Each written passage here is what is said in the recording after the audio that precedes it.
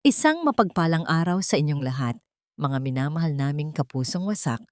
Muli na naman tayong pinagtagpo ng tadhana para sa isang kwentong tiyak na kakatok sa inyong mga puso at magpapaalala kung paano magmahal ng totoo. Ako po muli si Clara, ang inyong kasama sa bawat pahina ng buhay. Sabi nila, ang utang na loob ay isang kadena na mahirap kalagan, lalo na kung ang kapalit nito ay ang sarili mong kaligayahan. Pero paano kung sa gitna ng pagbabayad mo sa nakaraan, doon mo naman matatagpuan ang pag-ibig na maghihilom sa iyong kasalukuyan? Handa ka bang isugal ang puso mo sa isang taong isinumpa ng mundo? Layas. Wala akong pakialam kung mamatay ang ama mo sa kalsada. Basta makuha ko ang bayad ko ngayon din. Parang binuhusan ng malamig na tubig si Lira. Nanigas ang buong katawan niya habang nakatayo sa harap ng gate ng Santillan Care Home. Ang sigaw ng sheriff ay parang latigo na humagupit hindi lang sa kanyang pandinig, kundi sa kanyang dignidad. Ramdam niya ang panginginig ng mga tuhod niya, hindi dahil sa takot, kundi sa nag-uumpugang galit at hiya. Sa likod niya, nakaupo sa wheelchair ang daddy niya, si Don Rafael, na dating tinitingala sa buong bayan. Pero ngayon ay nakayuko, parang batang pinagagalitan. Nanginginig ang mga kamay habang pilit na tinatakpan ng mukha. 10 taon. 10 taon siyang nagpakahirap sa Canada bilang doktor. Nagpadala ng balikbayan box, nagbayad ng tuition ng mga pamangkin, nagpadala ng allowance buwan-buwan. Akala niya, pag-uwi niya, pahinga na lang. Akala niya, sasalubungin siya ng fiesta at yakap. Pero heto siya ngayon, humaharang sa mga taong gustong magrimata sa kaisa-isang legacy ng pamilya nila. Humakbang palapit si Lira, pilit pinatatag ang boses kahit gusto na niyang umiyak. "Sir, parang awa niyo na po. Kakadating ko lang kagabi. Bigyan niyo kami ng kahit 1 linggo lang. Hahanap ako ng paraan. Please, respetuhin naman natin ang kalagayan ng daddy ko." Pero tinawanan lang siya ng sheriff. Isang tawang puno ng pangiinsulto. Respeto? Ang respeto, Doktora Santillan, ay para lang sa mga nagbabayad ng utang. Kung walang pera, walang karapatan. Hakutin ang mga gamit. Akmang papasok na ang mga tauhan nang biglang bumukas ang pinto ng isang itim na SUV na nakaparada sa di kalayuan. Bumaba ang isang lalaking naka-Amerikana, may bitbit na briefcase at may awtoridad sa bawat hakbang. Si Attorney Galvez, ang abogado ng mga De La Peña. "Tumigil kayo," ang sabi ng abogado sa mahinahon ngunit madiin na boses. Agad na umatras ang sheriff, parang maamong aso na nakakita ng amo. Lumapit si Attorney Galvez kay Lira. Hindi nito tinignan ang daddy niya. Diretso ang tingin nito sa mga mata ni Lira. Malamig, kalkulado, praktikal. "Dr. Lira Santillan, I believe we have a solution. Pero kailangan nating mag-usap ng pribado. Unless, gusto mong dito natin pag-usapan ang kapalaran ng tatay mo sa harap ng mga usiserong kapitbahay?" Napatingin si Lira sa paligid. Ang mga kapitbahay na dati ay nakikikain sa handaan nila, ngayon ay nagbubulungan, nakasilip sa mga bintana, naghihintay ng skandal. Ang hiya ay parang apoy na tumutupok sa kanya. Tumango siya at sumunod sa abogado. Papasok sa maliit na opisina ng Viendong Lao, iniiwan ang daddy niya sa pangangalaga ng nanginginig ding si Manang Elena. Sa loob, inilatag ni Attorney Galvez ang isang folder. 50 milyon lira. That is the total debt plus interest. Kahit ibenta mo ang kidney mo o magtrabaho ka ng triple shifts sa Canada for the next 20 years, hindi mo mababayaran yan bago nila ilitin ang lupaing ito. Napaupo si Lira. Ang bigat ng katotohanan ay halos dumurog sa kanya. "Ano ang gusto niyo? Ang titulo?" Umiling ang abogado. May ngiti sa labi nito na hindi umabot sa mata. "Ang titulo ay sa amin na. Technically, pero may offer si Sir Eduardo de la Peña. Isang practical arrangement. Buburahin namin ang utang. Ibabalik ang titulo sa pangalan ng daddy mo. Ang kapalit ay ikaw. Kumunot ang noo ni Lyra. Ako? Kailangan ni Marco de la Peña ng asawa. Marco de la Peña. Ang pangalan ay parang kulog sa pandinig ni Lyra. Sino ba naman ang hindi nakakakilala sa kanya? Ang tagapagmana ng De La Peña Builders, ang lalaking na aksidente 5 taon na, ang nakakaraan, ang lalaking tinatawag nilang halimaw ng Batangas dahil sa sobrang sungit at lupit nito sa sino mang lumapit. Baliw ka na ba? Bulalas ni Lyra. Doktor ako, hindi ako pambayad utang. Tumayo si Attorney Galvez at akmang ililigpit ang folder. Kung gayon, magsimula ka ng mag-impake, doktora. Meron kang 2 oras para ilabas ang tatay mo bago namin ipademolish ang building na ito. Sayang. Ang ganda pa naman ng view dito. At sigurado ako, hindi kakayanin ng puso ng daddy mo ang stress. Baka ito na ang huling araw niya. Natigilan si Lyra. Naalala niya ang mukha ng daddy niya kanina. Ang takot. Ang kahihiyan. Utang na loob.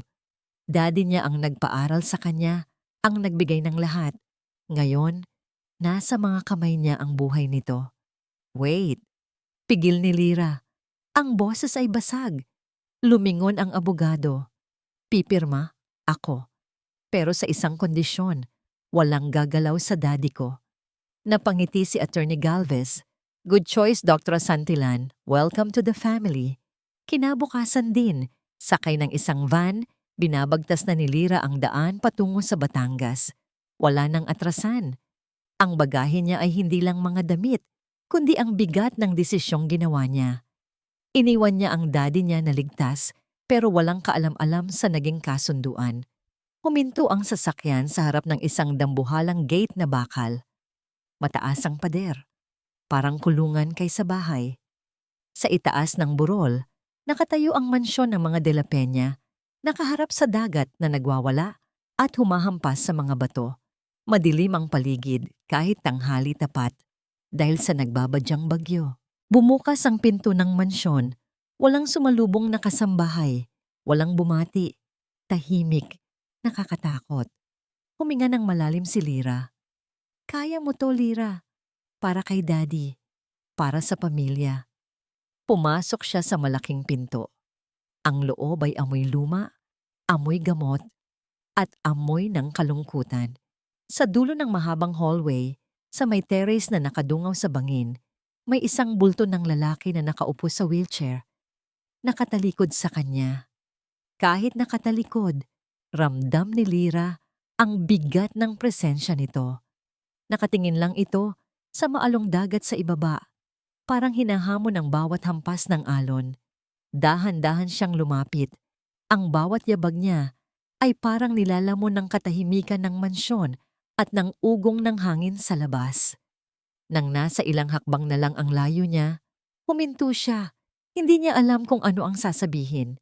Mr. De La Peña, hindi ito lumingon. Pero nagsalita ito. Ang boses niya ay malalim, magaspang, at puno ng lamig. Parang mga bato sa ilalim ng dagat na hindi na nasisikatan ng araw. Magkano? Napakunot ang noo ni Lyra. Hindi niya naintindihan. Po, magkano ang bayad sa'yo para pakasalan ang isang lumpo?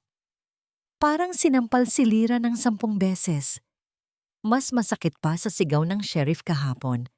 Mas masakit pa sa kahihiyan sa harap ng mga kapitbahay. Nanlamig ang mga kamay niya. 10 taon ng pag-aaral, ng hirap at sakripisyo sa ibang bansa. Para lang sa isang tanong na yon? Para lang ituring na isang produktong binili? Pumihit ang wheelchair. At sa unang pagkakataon, nakita ni Lyra ang mukha ni Marco de la Peña. Guwapo pa rin sana. Matangos ang ilong, makapal ang kilay. Pero ang mga mata niya, walang buhay, malamig. Puno ng galit sa mundo. At ang galit na yon, lahat ay nakatutok sa kanya. Dr. Lyra Santillan po. I'm here to... Alam ko kung sino ka. Putol nito sa sasabihin niya.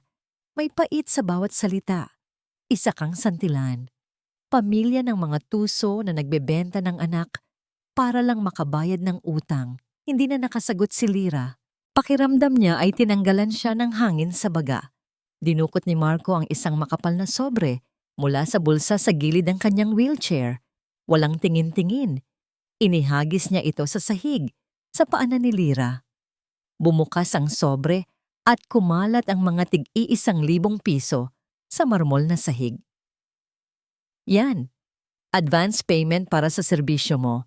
Tinitigan ni Lyra ang mga perang nagkalat. Bawat piraso ay parang insulto. Bawat piraso ay sumisigaw kung gaano kababa ang tingin sa kanya ng lalaking nasa harapan niya. Ngayon, umalis ka sa paningin ko. Hindi ko kailangan ng doktor. At lalong hindi ko kailangan ng asawang bayaran. Tumalikod na muli ang wheelchair at iniwan si Lyra na nakatayo doon. Nag-iisa, napapalibutan ng pera sa gitna ng isang mansyon na mas malamig pa sa morgue. Ang tunog lang na naririnig niya ay ang galit na hampas ng mga alon sa bangin sa ibaba at ang unti-unting paglayo ng gulong ng wheelchair ni Marco sa sahig. Nakatayo lang si Lyra sa gitna ng nagkalat na pera. Ang bawat papel na kulay asul ay parang mantsa sa makintab na sahig. Gusto niyang umiyak, gusto niyang pulutin ang mga iyon at ibato pabalik sa mukha ni Marco, pero nanatili siyang tuwid. Huminga siya ng malalim, pinipigil ang panginginig ng kanyang mga kamay. Diyos ko po, napalingon si Lyra. Sa may gilid ng pinto, nakatayo ang isang matandang babae. Puti na ang buhok nito na nakapusod ng maayos, suot ang uniforme ng katulong at baka sa mukha ang gulat at awa habang nakatingin sa perang nagkalat. Si Manang Elena. Dali-daling lumapit ang matanda, akmang luluhod para pulutin ang mga pera. Nako, pasensya na Hija. Pasensya na talaga sa inasal ni Sir Marco. Mainit lang siguro ang ulo. Wag po Manang. Napatigil si Manang Elena. Nakatingala kay Lyra. Wag niyo pong pulutin para ibigay sa akin. Malumanay, pero matatag na sabi ni Lyra. Kung gusto niyong linisin, itapon niyo po sa basurahan o itago niyo para sa kanya. Pero wala akong kukunin kahit 5 duling. Dahan-dahang tumayo si Manang Elena. Nakita niya ang apoy sa mga mata ni Lyra. Hindi ito ang tingin ng isang bayarang asawa.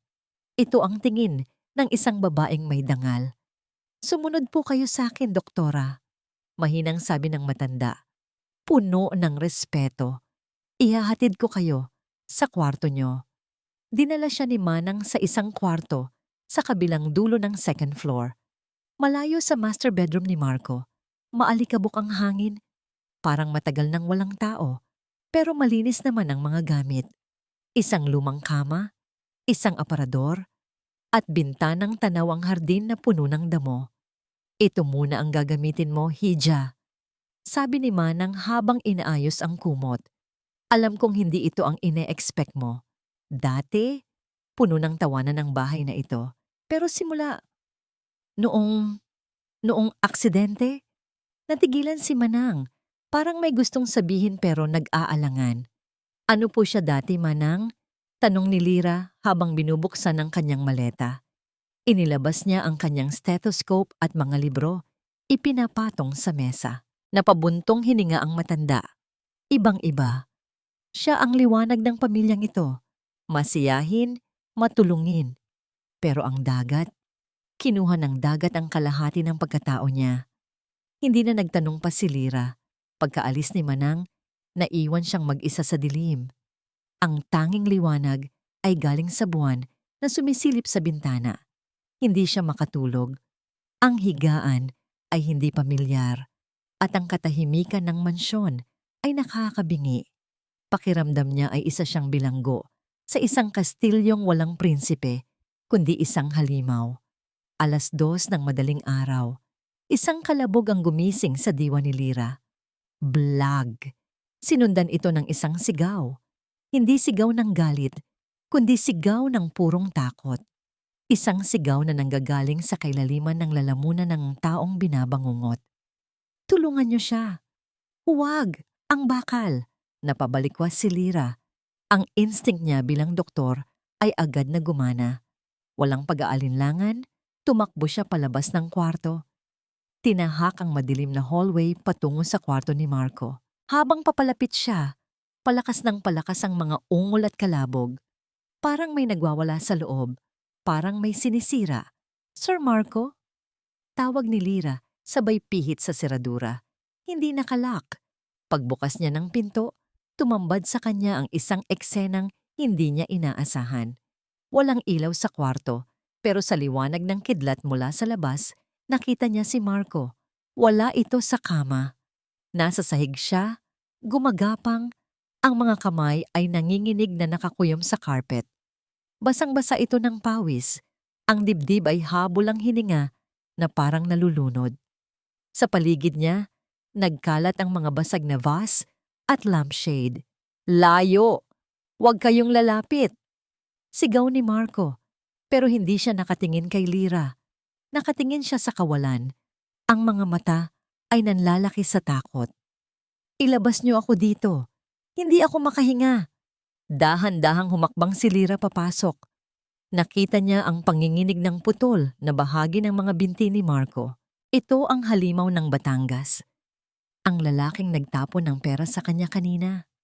Ngayon, sa harap niya, ay isang lalaking durog na durog. "Marco!" Bulong ni Lira. Narinig ni Marco ang boses niya. Lumingon ito. Pero sa halip na makilala siya, parang isang multo mula sa nakaraan ang nakita nito. Ang mga mata ni Marco ay dilat na dilat. Hindi nakatuon sa mukha ni Lira, kundi sa kung anong anino sa likuran niya. Ang pawis sa noo nito ay humahalo sa luha at ang mga ugat sa leeg ay halos pumutok sa tindi ng tensyon. "Bakit nandito ka pa?" Garalgal na sigaw ni Marco. Ang boses niya ay basag, parang galing sa ilalim ng lupa, puno ng takot na hindi kayang ilarawan ng salita. "Umalis ka! Babagsak na! Ang bakal! Babagsak na!" Agad na lumapit si Lira. Nakita niya ang mabilis na pagtaas-baba ng dibdib nito. Hyperventilation, panic attack, PTSD episode, alam niya ito. Nakita na niya ito sa mga pasyente niyang veterano sa Canada. "Marco, listen to me." Mabilis ngunit kalmadong sabi ni Lira. Lumuhod siya sa harap nito, hindi masyadong malapit para hindi ito lalong matakot, pero sapat para marinig siya. "Nasa kwarto ka. Walang bakal. Ligtas ka." Pero hindi nakikinig si Marco. Nasa ibang mundo siya. Isang mundong maingay, magulo, at bumabagsak. Bigla nitong sinunggaban ang braso ni Lira. Napakahigpit ng hawak nito. Halos bumaon ang mga kuko sa balat niya. Napangiwi si Lira sa sakit, pero hindi siya bumitaw. Hindi siya lumaban. Ang bigat. Ungol ni Marco, nakatingin sa kisame na parang may babagsak na dambuhalang bigat anumang oras. "Hindi ko na kaya. Tulungan niyo siya. Ilabas niyo siya." "Sino? Sinong ilalabas, Marco?" tanong ni Lira. Sinusubukang ibalik ang diwa nito sa kasalukuyan. Hinawakan niya ang nanlalamig na kamay nito. Naninigas ang mga daliri ni Marco. Nakakuyom. Parang may pilit na inaabot o pinipigilan. Malamig ang balat nito. Taliwas sa pawis na tumatagaktak sa kanyang noo at leeg. "Hinga, Marco. Sundan mo ako," utos ni Lira. Ginagamit ang kanyang doctor's voice. Matatag, hindi natitinag, pero puno ng pag-aalaga. Hinawakan niya ng mahigpit ang kamay ni Marco at inilapat ito sa sarili niyang dibdib. "Feel my heartbeat. Dito ka lang. Hinga. Pasok. Labas."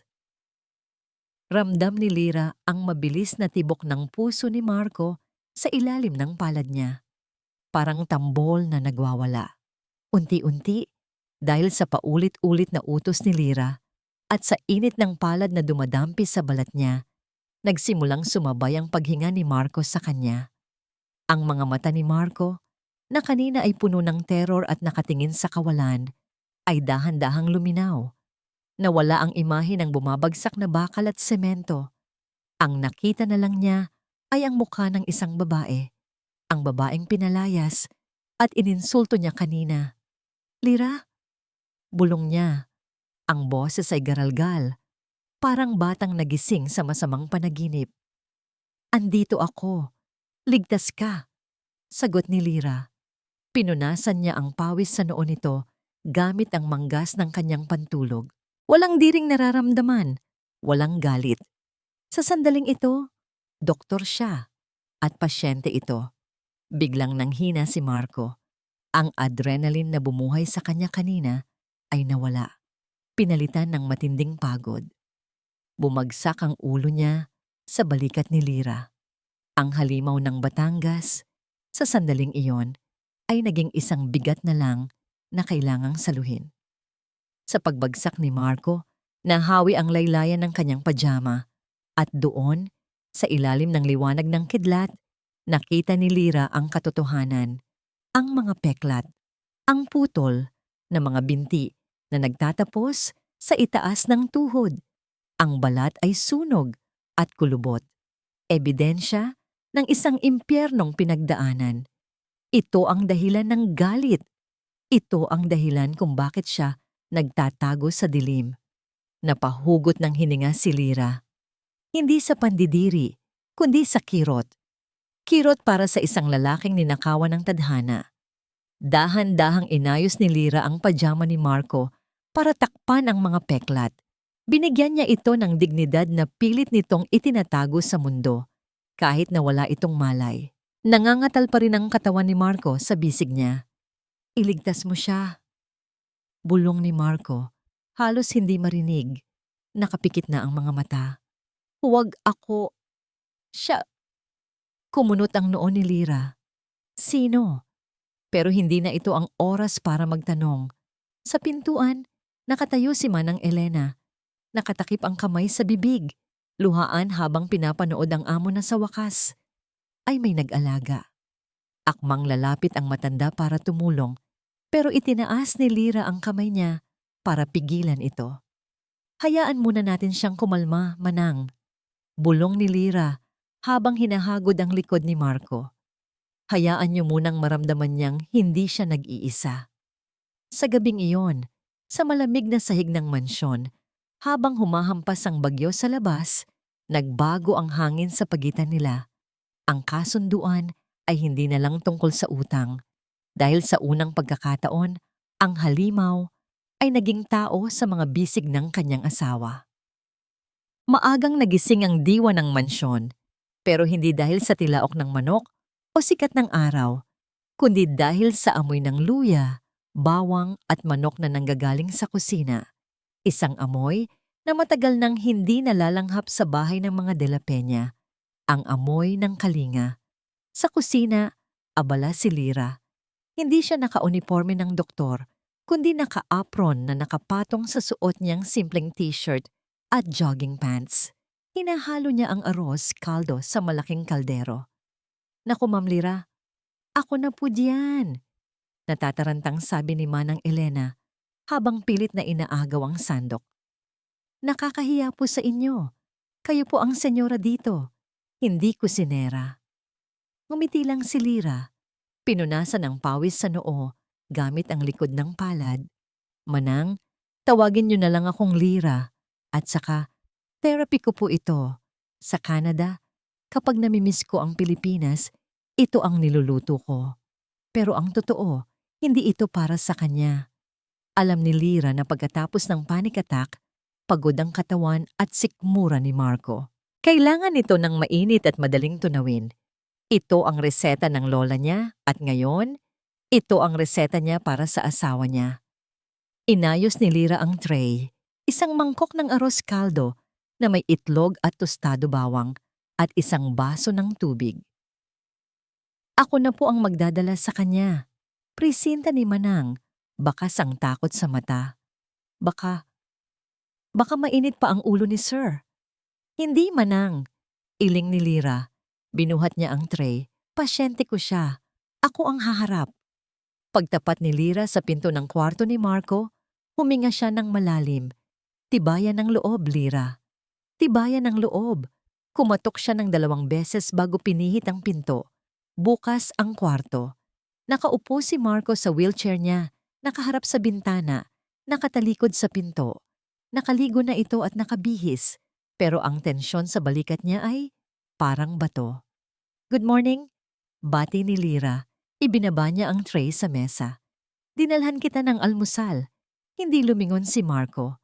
Ang katahimikan ay mabigat, parang hangin bago ang bagyo.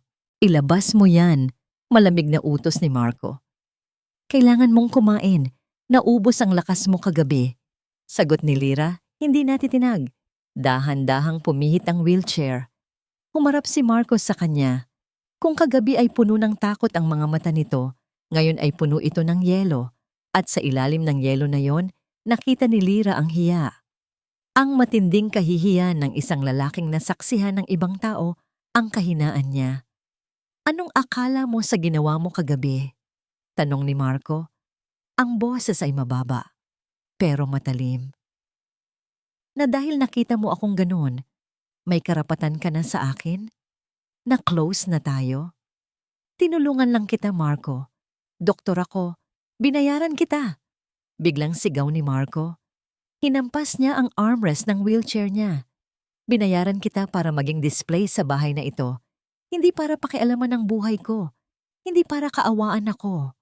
Lumapit si Lira. Ang mga mata ay diretso sa kanya. Walang takot. "Hindi kita kinakaawaan," madiin na sagot ni Lira. "At huwag kang mag-alala, hindi ko nakalimutan ang kontrata. Pero habang nandito ako at habang humihinga ka sa ilalim ng bubong na ito, responsibilidad kita." Tumawa si Marco, isang tawang mapait. Responsibilidad? O baka naman nag-e-enjoy ka?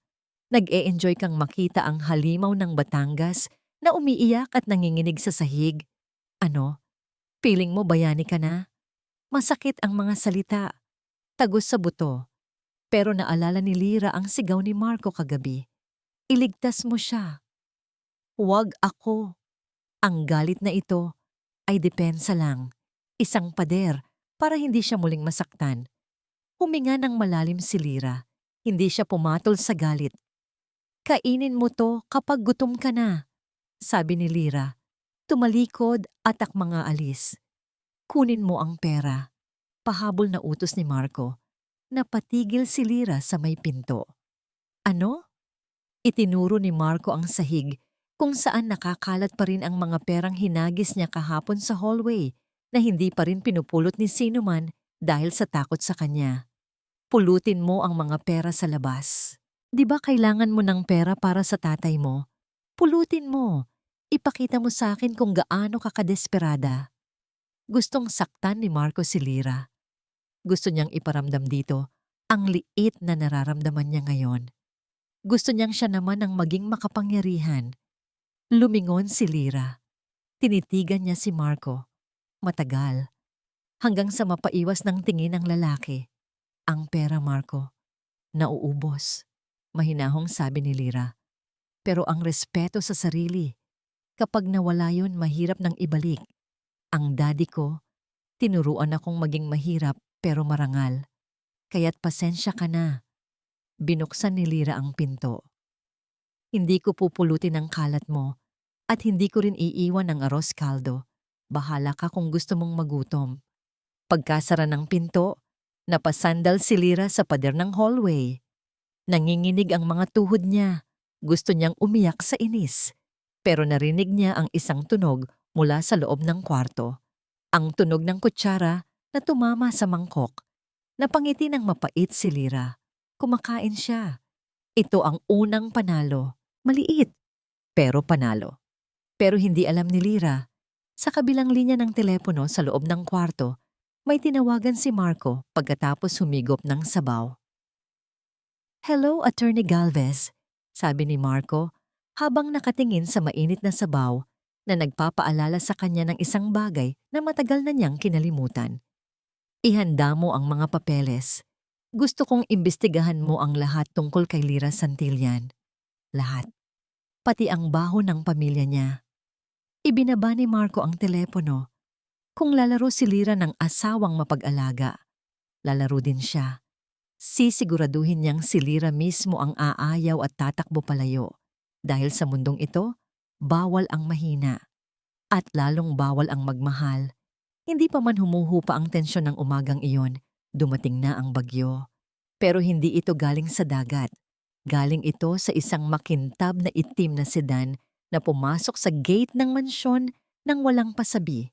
Bumaba ang isang lalaking nasa edad 50. Suot ang mamahaling barong. May ngiting kayang manlinlang ng kahit sinong santo. Si Eduardo de la Peña. Ang tiyuhin ni Marco. Ang kasalukuyang tumatayo bilang acting CEO ng kumpanya. Nasa sala si Lira. Inaayos ang mga gamit niya nang pumasok ito na parang siya ang may-ari ng bahay. "Welcome home, Mrs. de la Peña," bati ni Eduardo. Sabay abot ng kamay. Ang boses niya ay malakas, masigla, pero hindi umaabot sa kanyang mga mata ang saya. "Ako ang Tito Eduardo mo. Ako ang nag-arrange ng lahat para maisalba ang daddy mo." Tinanggap ni Lira ang kamay nito. Malamig, malagkit ang tingin. "Magandang hapon po, Sir Eduardo." "Tito, call me Tito," sabi nito sabay tawa. Lumibot ang tingin nito sa sala. "Nasaan ang maswerteng pamangkin ko? Tulog ba? Alam mo na, mahina ang resistensya ng mga disabled." Lumabas si Marco mula sa library. Ang tunog ng kanyang wheelchair ay parang babala. Nakita ni Lira ang pagbabago sa mukha ni Marco. Kung kanina ay galit ito, ngayon ay blanko. Walang emosyon. Ito ang maskara na suot niya sa harap ng pamilya. "Anong ginagawa mo dito, Tito?" tanong ni Marco. "Visiting the newlyweds," sagot ni Eduardo habang umuupo sa sofa nang hindi inaimbita. "Gusto ko lang malaman kung satisfied ka ba sa regalo ko, Marco. Maganda si Lira, matalino, at higit sa lahat, bayad na." Napakuyom ang kamao ni Lira. Ang paraan ng pagsasalita nito ay parang pinag-uusapan nila ang isang bagong kotse, hindi tao.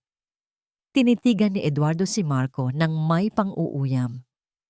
"Kailangan natin ng tagapagmana, Marco. Ang kumpanya. Kailangan ng mukha na kayang tumayo at maglakad sa harap ng investors since hindi mo na magagawa yon. Siguro naman kaya mong bigyan kami ng anak?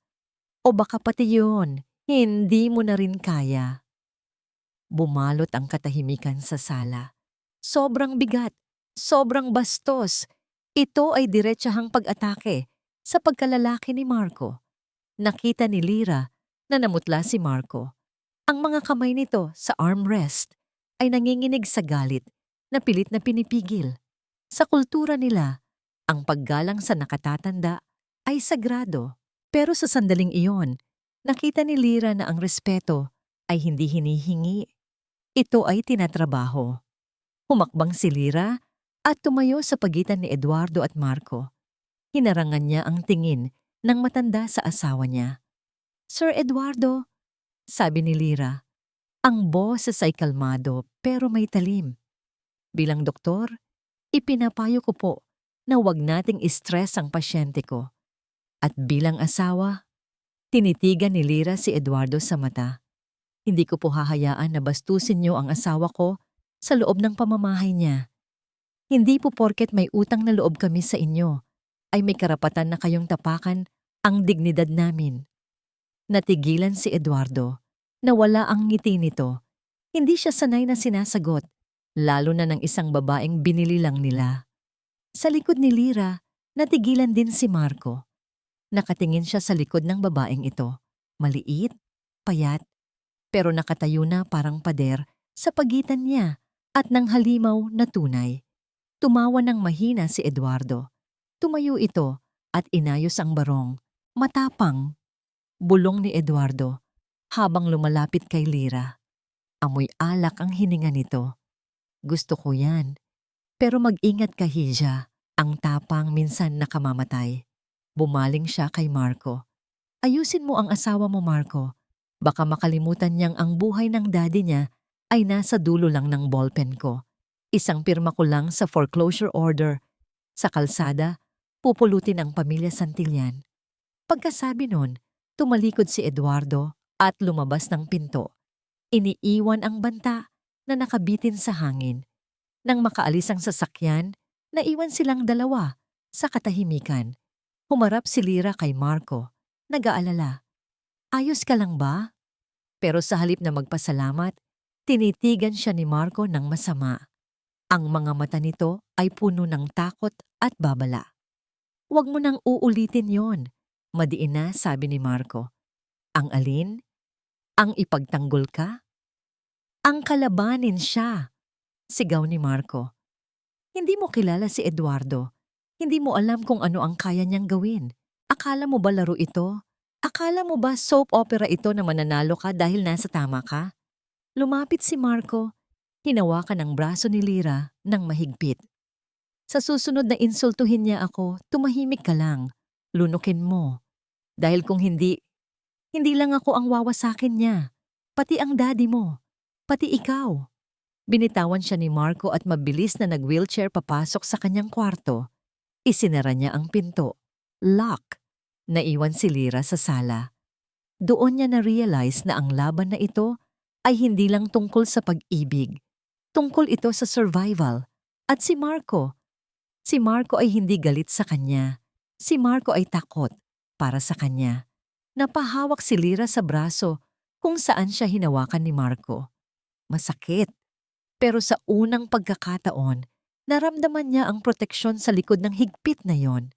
Gabing-gabi na, pero gising pa ang diwa ng mansyon. Sa labas, patuloy ang pagbuhos ng ulan. Parang nakikisimpat siya sa bigat ng hangin sa loob. Sa master bedroom, hindi mapakali si Marco. Nakahiga siya sa malawak niyang kama, pero ang mukha niya ay nakangiwi sa sakit. Mahigpit ang hawak niya sa kumot. Ang pawis ay namumuo sa kanyang noo kahit naka-aircon ang kwarto. Phantom limb pain. Ito ang sakit na walang gamot. Ang sakit ng mga bahagi ng katawan na wala na. Pero pilit pa ring ipinapaalala ng utak na nandoon pa sila. Parang kinukuryente ang mga binti niya. Parang tinutusok ng libong karayom ang mga paa na 5 taon na niyang hindi nakikita. Sinubukan niyang abutin ng painkiller sa bedside table, pero nahulog ang bote. Gumulong ito sa ilalim ng kama. Damn it! Mura ni Marco. Sinuntok ang kutsyon sa inis. Wala siyang silbi. Kahit pag-inom ng gamot, hindi niya magawa ng maayos. Bumukas ang pinto. Pumasok si Lira na may dalang palanggana ng mainit na tubig at tuwalya. Nakapambahay na ito. Nakapusod ang buhok. Mukhang pagod, pero alerto ang mga mata. Narinig ko ang kalabog, sabi ni Lira. Agad niyang nakita ang bote ng gamot sa ilalim ng kama at pinulot ito. Oras na ba ng gamot mo? Kaya ko ang sarili ko, ungol ni Marco. Tumagilid para talikuran si Lira. Lumabas ka na. Pero hindi umalis si Lira. Narinig ni Marco ang tunog ng pagpiga ng tuwalya sa tubig. Phantom pain? Tanong ni Lira. Hindi ito tanong na nanghuhula. Tanong ito ng nakakaalam. Stress triggers it. Ang pagbisita ni Eduardo kanina, yan ang nagpasimula nito. Hindi sumagot si Marco. Tama si Lira. Ang galit at takot na naramdaman niya kanina ay naging lason sa nerves niya. Naramdaman ni Marco ang pag-upo ni Lira sa gilid ng kama. Huwag, banta ni Marco. Ayokong makita mo. Nakita ko na kagabi, Marco, at doktor ako. Walang dapat ikahiya sa katawan na lumaban para mabuhay. Malumanay na sagot ni Lira. Hinila ni Lira ang kumot. Sa liwanag ng lampshade, tumambad ang mga peklat. Ang balat ay mapula at banat na banat. Dahan-dahan, inilapat ni Lira ang mainit na tuwalya sa hita ni Marco. Napapikit si Marco. Ang init ay agad na tumagos sa naninigas niyang kalamnan. Nakakaginhawa. May dala akong efficacent oil, sabi ni Lira. Binubuksan ang maliit na bote. Umamoy sa kwarto ang pamilyar na amoy ng menthol at camphor. Amoy ng probinsya, amoy ng pag-aaruga ng ina. Nagsimulang masahihin ni Lira ang mga binti ni Marco. Ang mga kamay niya ay hindi nandidiri, hindi nanginginig. Matatag ang bawat haplos, tinatamaan ang mga pressure points na naninigas. Relax, bulong ni Lira. Hinga. Sa simula, nanigas si Marco. Hindi siya sanay na hinahawakan. Sa loob ng 5 taon, walang humawak sa kanya kundi ang mga nurse na nagmamadali o mga katulong na nandidiri. Pero ang hawak ni Lyra, iba. May kalinga, may respeto. Unti-unti, bumigay ang katawan ni Marco. Nawala ang higpit sa balikat niya. Ang kuryente sa mga binti niya ay napalitan ng init ng mga palad ni Lyra. Tahimik lang sila ng ilang minuto. Ang tunog lang ay ang ulan sa labas at ang paghinga nilang dalawa. Bakit hindi ka umalis? Basag ni Marco sa katahimikan. Nakapikit pa rin siya. Ayaw niyang makita ang awa sa mukha ni Lyra. Pagkatapos ng sinabi ni Eduardo, pagkatapos kitang sigawan, bakit nandito ka pa rin at minamasahe ang lumpong asawa mo? Patuloy lang si Lyra sa pagmamasahe. Dahil nangako ako, sagot ni Lyra. Hindi sa'yo, kundi sa sarili ko. Nagagawin ko ang lahat para sa daddy ko. At kasama sa package deal na, yun ang siguraduhing hindi mamamatay sa sakit o sa sama ng loob ang asawa ko. Dumilat si Marco. Tinitigan niya si Lyra. Nakayo ko ito. Seryoso sa ginagawa. Walang halong kaplastikan. Practical. Totoo. Tanga ka ba? Tanong ni Marco. Pero wala na ang talim sa boses niya. Masusira ang buhay mo dito. Tumingin si Lyra sa kanya. At sa unang pagkakataon, nagtama ang paningin nila ng walang galit. Sira na ang buhay ko nung pirmahan ko ang kontrata, Marco. Ngiti ni Lyra ng mapait. Kaya nga pareho na tayong basag. Pusong wasak. Sabi nga nila, baka pwede nating tulungan ang isa't isa na pulutin ang mga piraso. Natigilan si Marco. Pusong wasak. Inalis ni Lyra ang mga kamay niya. Tinakpan muli si Marco ng kumot ng maayos. Ayan, makakatulog ka na niyan, sabi ni Lyra habang tumatayo at nagpupunas ng kamay. Iiwan ko ang tubig dito sa mesa. Inumin mo. Akmang tatalikod na si Lyra nang magsalita ulit si Marco. Yung arroz kaldo kanina. Huminto si Lyra. Matabang, kulang sa asin. Napangiti si Lyra ng palpalihim. Alam niyang paraan lang yon ni Marco ng pagsasabi ng salamat nang hindi nababawasan ang ego niya. Ang reklamo ay senyales na tinanggap niya ang luto ni Lyra. Noted po, sir. Sagot ni Lyra. Pinipigilan ang tawa sa boses niya. Sa susunod, dadamihan ko ng patis at bawang. Good night, Marco. Hindi na sumagot si Marco. Narinig na lang ni Lyra ang paggalaw ng kumot habang tumatalikod ito. Pagkalabas ni Lyra, sumandal siya sa pinto ng ilang sandali, nakahawak sa dibdib. Mabilis ang tibok ng puso niya. Hindi dahil sa takot, kundi dahil sa isang emosyong hindi niya maipaliwanag. Sa loob ng kwartong yun, sa amoy ng efficacent oil at ulan, nakita niya ang isang Marco na hindi halimaw, kundi isang lalaking pagod na. Sa loob ng kwarto, naiwan si Marco sa dilim. Inamoy niya ang hangin. Amoy menthol. Amoy na dati ay ayaw niya dahil amoy matanda, amoy sakit. Pero ngayon, nakakagulat. Amoy ito ng pahinga. Napahawak siya sa binti niya. Wala na ang sakit. Ang phantom pain ay napatahimik ng mga kamay ng isang babaeng dapat sana ay kinamumuhian niya. Tsk! Singhal ni Marco. Pero wala nang talim. Ipinikit niya ang mga mata niya. Gusto niyang matulog ng mahimbing pero bumalik sa isip niya ang mukha ni Eduardo. Ang banta nito kay Lyra. Dumilat si Marco sa dilim. Ang lambot na naramdaman niya kanina ay muling naging bato. Hindi pwede, Marco. Saway niya sa sarili. Huwag kang masanay. Huwag kang magtiwala. Dahil sa laro ni Eduardo, ang kahinaan ay kamatayan. At si Lyra ang pinakamadaling puntiryahin. Napabuntong hininga si Marco. Ang init ng efficacent oil sa balat niya ay unti-unting lumalamig. Pero ang babala sa utak niya ay nag-iinit. Kung malalaman ni Eduardo na may epekto sa kanya si Lyra na kaya siyang pakalmahin nito, gagamitin ito ng tiyuhin para durugin siya. Kinuha ni Marco ang kanyang phone sa bedside table. Tinitigan niya ang screen. Wala pang report si Attorney Galvez tungkol sa background check kay Lira. Ibinalik niya ang phone ng padabog. Kailangan niyang unahan si Eduardo at kailangan niyang malaman kung kakampi ba talaga si Lira o isa lang itong pain na naghihintay ng tamang oras para kumagat. Tiningnan niya ang pinto kung saan lumabas ang asawa niya. Sa isip niya, nandoon pa rin ang imahe ni Lira, nakayuko, nagmamasahe, amoy mentol at sinigang na manok. Simple, walang arte. Huwag kang magpapahuli, Lira. Bulong ni Marco sa kawalan.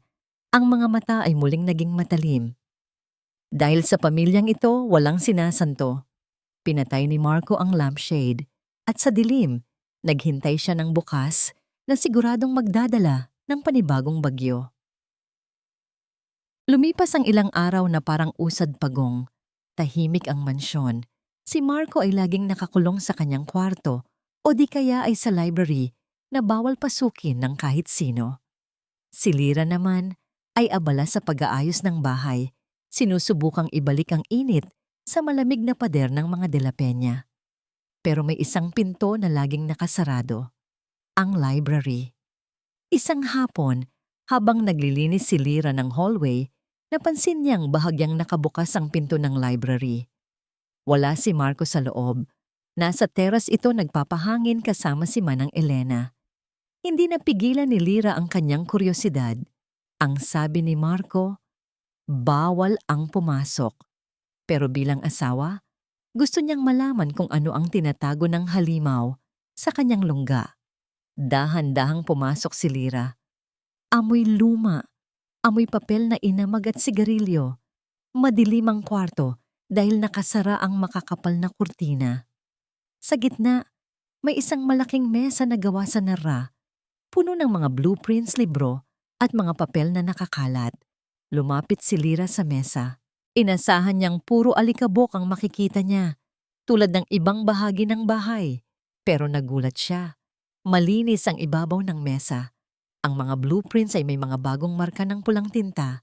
May mga notes sa gilid na sulat kamay ni Marco. Structural defect. Substandard cement. Eduardo's signature forged. Nanlaki ang mata ni Lira. Hindi lang nagmumukmok si Marco. Nagtatrabaho siya. Iniimbestigahan niya ang sarili niyang kumpanya. Iniimbestigahan niya ang aksidente. Biglang may nahulog na litrato mula sa isang folder na nasagi ni Lira. Pinulot niya ito. Litrato ito ng lumang pantalan bago gumuho. Sa litrato, may mga engineers na nakangiti, naka-hard hat.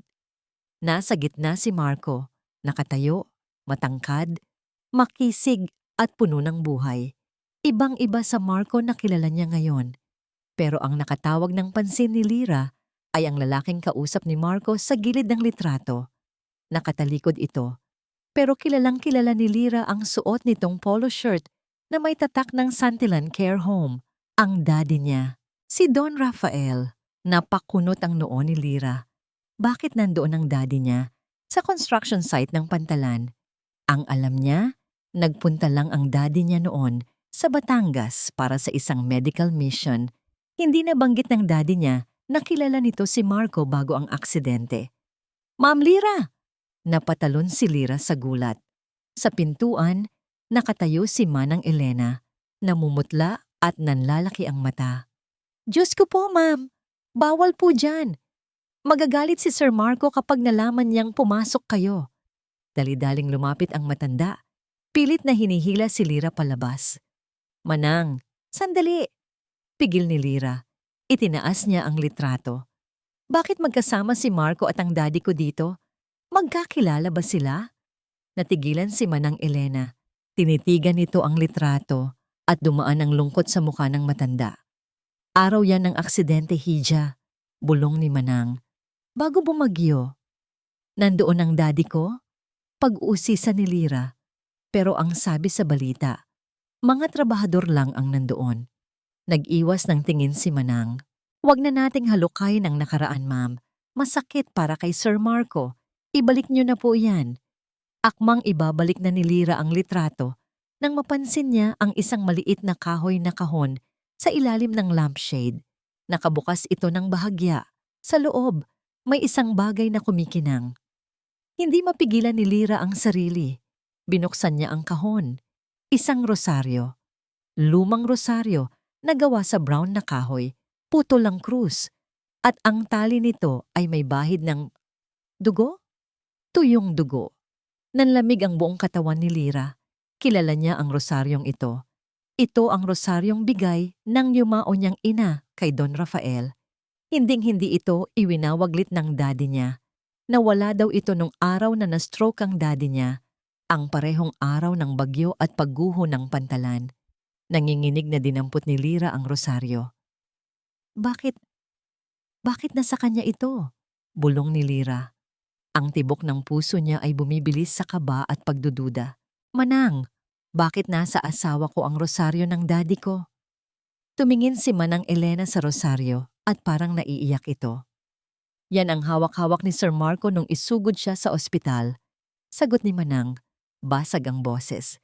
Duguan siya. Putol ang mga binti. Pero ayaw niyang bitawan ang rosaryong yan. Kahit nung inoperahan siya, nasa kamay niya yan. Sabi ng mga nurse, yan daw ang nagligtas sa katinuan niya. Napatitig si Lyra sa rosaryong may bahid ng dugo. Bakit hawak ni Marco ang rosaryo ng tatay niya habang nag-aagaw buhay? Ninakaw ba niya? Oh. Biglang bumukas ang pinto ng library. Malakas. Padabog. Anong ginagawa niyo dito? Ang sigaw ni Marco ay dumagundong sa buong kwarto. Nakaupo siya sa wheelchair sa may pintuan. Ang mukha ay pulang-pula sa galit. Ang mga mata ay nanlilisik. Nakita niya ang hawak ni Lyra. Ang rosaryo. Mas lalong dumilim ang mukha ni Marco. Isang klaseng galit na may halong takot ang rumehistro sa mukha nito. Bitawan mo yan! Sigaw ni Marco habang mabilis na pinaandar ang wheelchair palapit kay Lyra. Magnanakaw! Lahat kayo mga magnanakaw! Mabilis na inagaw ni Marco ang rosaryo mula sa kamay ni Lyra. Sa sobrang bilis, nahagip ng kuko niya ang palad ni Lyra. Napangiwi si Lyra sa hapdi, pero mas masakit ang nakita niya sa mga mata ni Marco. Protective, desperate, parang inagawan ng buhay. Marco, sa daddy ko yan. Nauutal na sabi ni Lyra. Paano napunta sa'yo? Lumayas ka! Putol ni Marco. Nanginginig ang kamay niyang hawak ang rosaryo. Idinidikit ito sa dibdib niya. Lumabas kayo! Wag na wag kayong papasok dito! Hinila ni Manang Elena si Lyra palabas, habang naiwang humahagulgol sa galit si Marco sa gitna ng madilim na library. Yakap-yakap ang rosaryong konektado sa ama ng babaeng pinakasalan niya. Pagkasara ng pinto, napahawak si Lyra sa pader. Dumudugo ang maliit na kalmot sa kamay niya, pero mas malalim ang sugat sa isip niya. Bakit nasa halimaw ng Batangas ang pinaka-iniingatang yaman ng daddy niya? At bakit? Bakit parang yun lang ang bagay na mahalaga sa kanya? Mahapdi ang maliit na hiwa sa palad ni Lyra habang nilalagyan niya ito ng alkohol. Pero mas mahapdi ang bumabagabag sa isip niya. Nakaupo siya sa gilid ng kanyang kama, nakatitig sa screen ng kanyang cellphone. 8:00 na ng gabi, tahimik na ulit ang library. Hindi na lumabas si Marco mula noong sigawan siya nito. Ang rosaryo. Bakit nasa isang halimaw ang simbolo ng pananampalataya ng daddy niya? At bakit tinawag silang magnanakaw? Huminga ng malalim si Lyra. Kailangan niya ng sagot. At iisang tao lang ang makakapagbigay nito. Inidial niya ang numero ng daddy niya. Matagal bago ito sumagot. Hello? Lyra, anak? Bungad ni Don Rafael sa kabilang linya. Medyo hinihingal ito. Parang may mabigat na dinadala. Pero pilit na pinapasigla ang boses. Kumusta ka na dyan? Hindi ka ba sinasaktan ng asawa mo? Napanood ko sa balita. May bagyo daw dyan sa Batangas. Napapikit si Lyra. Ang boses ng daddy niya. Puno ng pagmamahal, puno ng pag-aalala. Ito ang daddy na nagpalaki sa kanya. Ang daddy na hindi makabasag pinggan. Okay lang ako, dad. pagsisinungaling ni Lyra. Mabait naman si Marco. Sa sarili niyang paraan. Mabuti naman.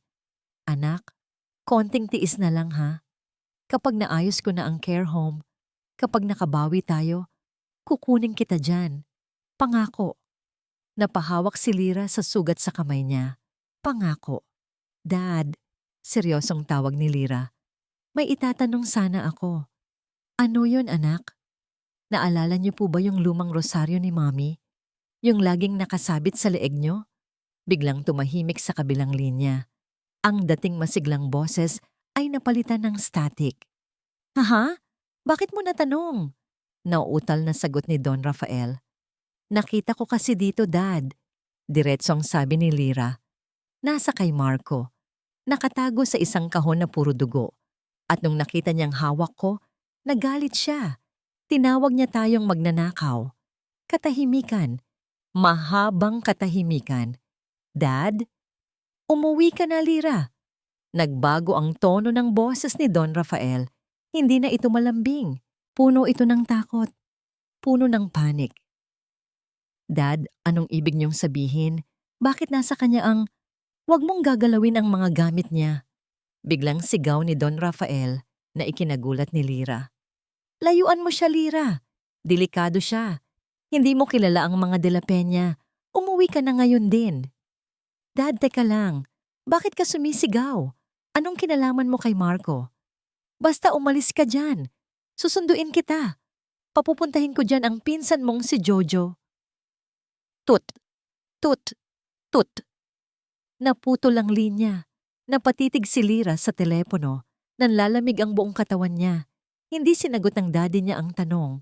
Sa halip na takot ito. Hindi takot para kay Lyra, kundi takot sa kung ano ang pwedeng malaman ni Lyra.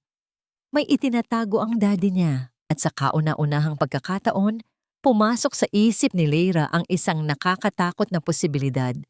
Paano kung ang halimaw ay hindi si Marco? Paano kung si Marco ang biktima at ang pamilya ni Lyra ang... Hindi. Imposible. Umiling si Lyra. Mabait ang daddy niya. Hindi ito gagawa ng masama. Baka ninakaw lang talaga ni Marco ang rosaryo nung na-ospital ang daddy niya. Pero hindi maalis sa isip niya ang litrato. Magkasama sila sa pantalan bago ang aksidente. Tumayo si Lyra. Hindi siya makakatulog ng ganito. Kailangan niyang makausap si Marco. Kahit sigawan siya nito, kahit insultuhin siya, kailangan niyang malaman ang totoo. Lumabas siya ng kwarto, madilim ang hallway, patay na ang lahat ng ilaw maliban sa isang maliit na lamp sa tapat ng library. Lalapit sana siya sa pinto ng library nang marinig niya ang boses ni Marco. May kausap ito. Dahan-dahang lumapit si Lyra, idinikit ang tenga sa pinto. Hindi niya pwedeng malaman manang boses ito ni Marco. Mahina, pagod. Parang sumusuko na. Kapag nalaman ni Lyra ang ginawa ng tatay niya, kapag nalaman niyang dahil sa tatay niya, kaya ako naging ganito. Napahawak si Lyra sa bibig niya para pigilan ang pagsinghap. Sir Marco, boses ni Manang Elena, umiiyak. 5 taon na, ang bigat-bigat na. Bakit hindi niyo na lang sabihin sa kanya? Asawa niyo na siya. Dahil masisira siya, Manang, sagot ni Marco. Basag ang boses. Tinitingala niya ang ama niya.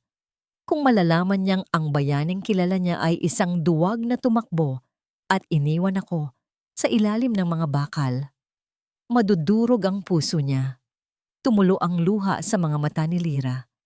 Hayaan mo na lang na ako ang maging masama, patuloy ni Marco. Hayaan mo na lang na galit siya sa akin. Mas madali yon. Mas madaling magalit sa halimaw kaysa tanggapin na ang sarili mong ama ang may kasalanan. Parang gumuho ang mundo ni Lyra. Napaupo siya sa sahig ng hallway. Ang mga tuhod niya ay nanghina. Ang sugat sa kamay niya ay wala nang naramdamang sakit dahil ang puso niya ay parang sinaksak ng paulit-ulit. Duwag na tumakbo. Iniwan ako sa ilalim ng mga bakal. Ang daddy niya. Ang daddy niyang itinuring niyang idolo, ang daddy niyang nagpalaki sa kanya sa prinsipyo ng dignidad at dangal. Siya ang dahilan. Siya ang dahilan kung bakit putol ang paa ni Marco.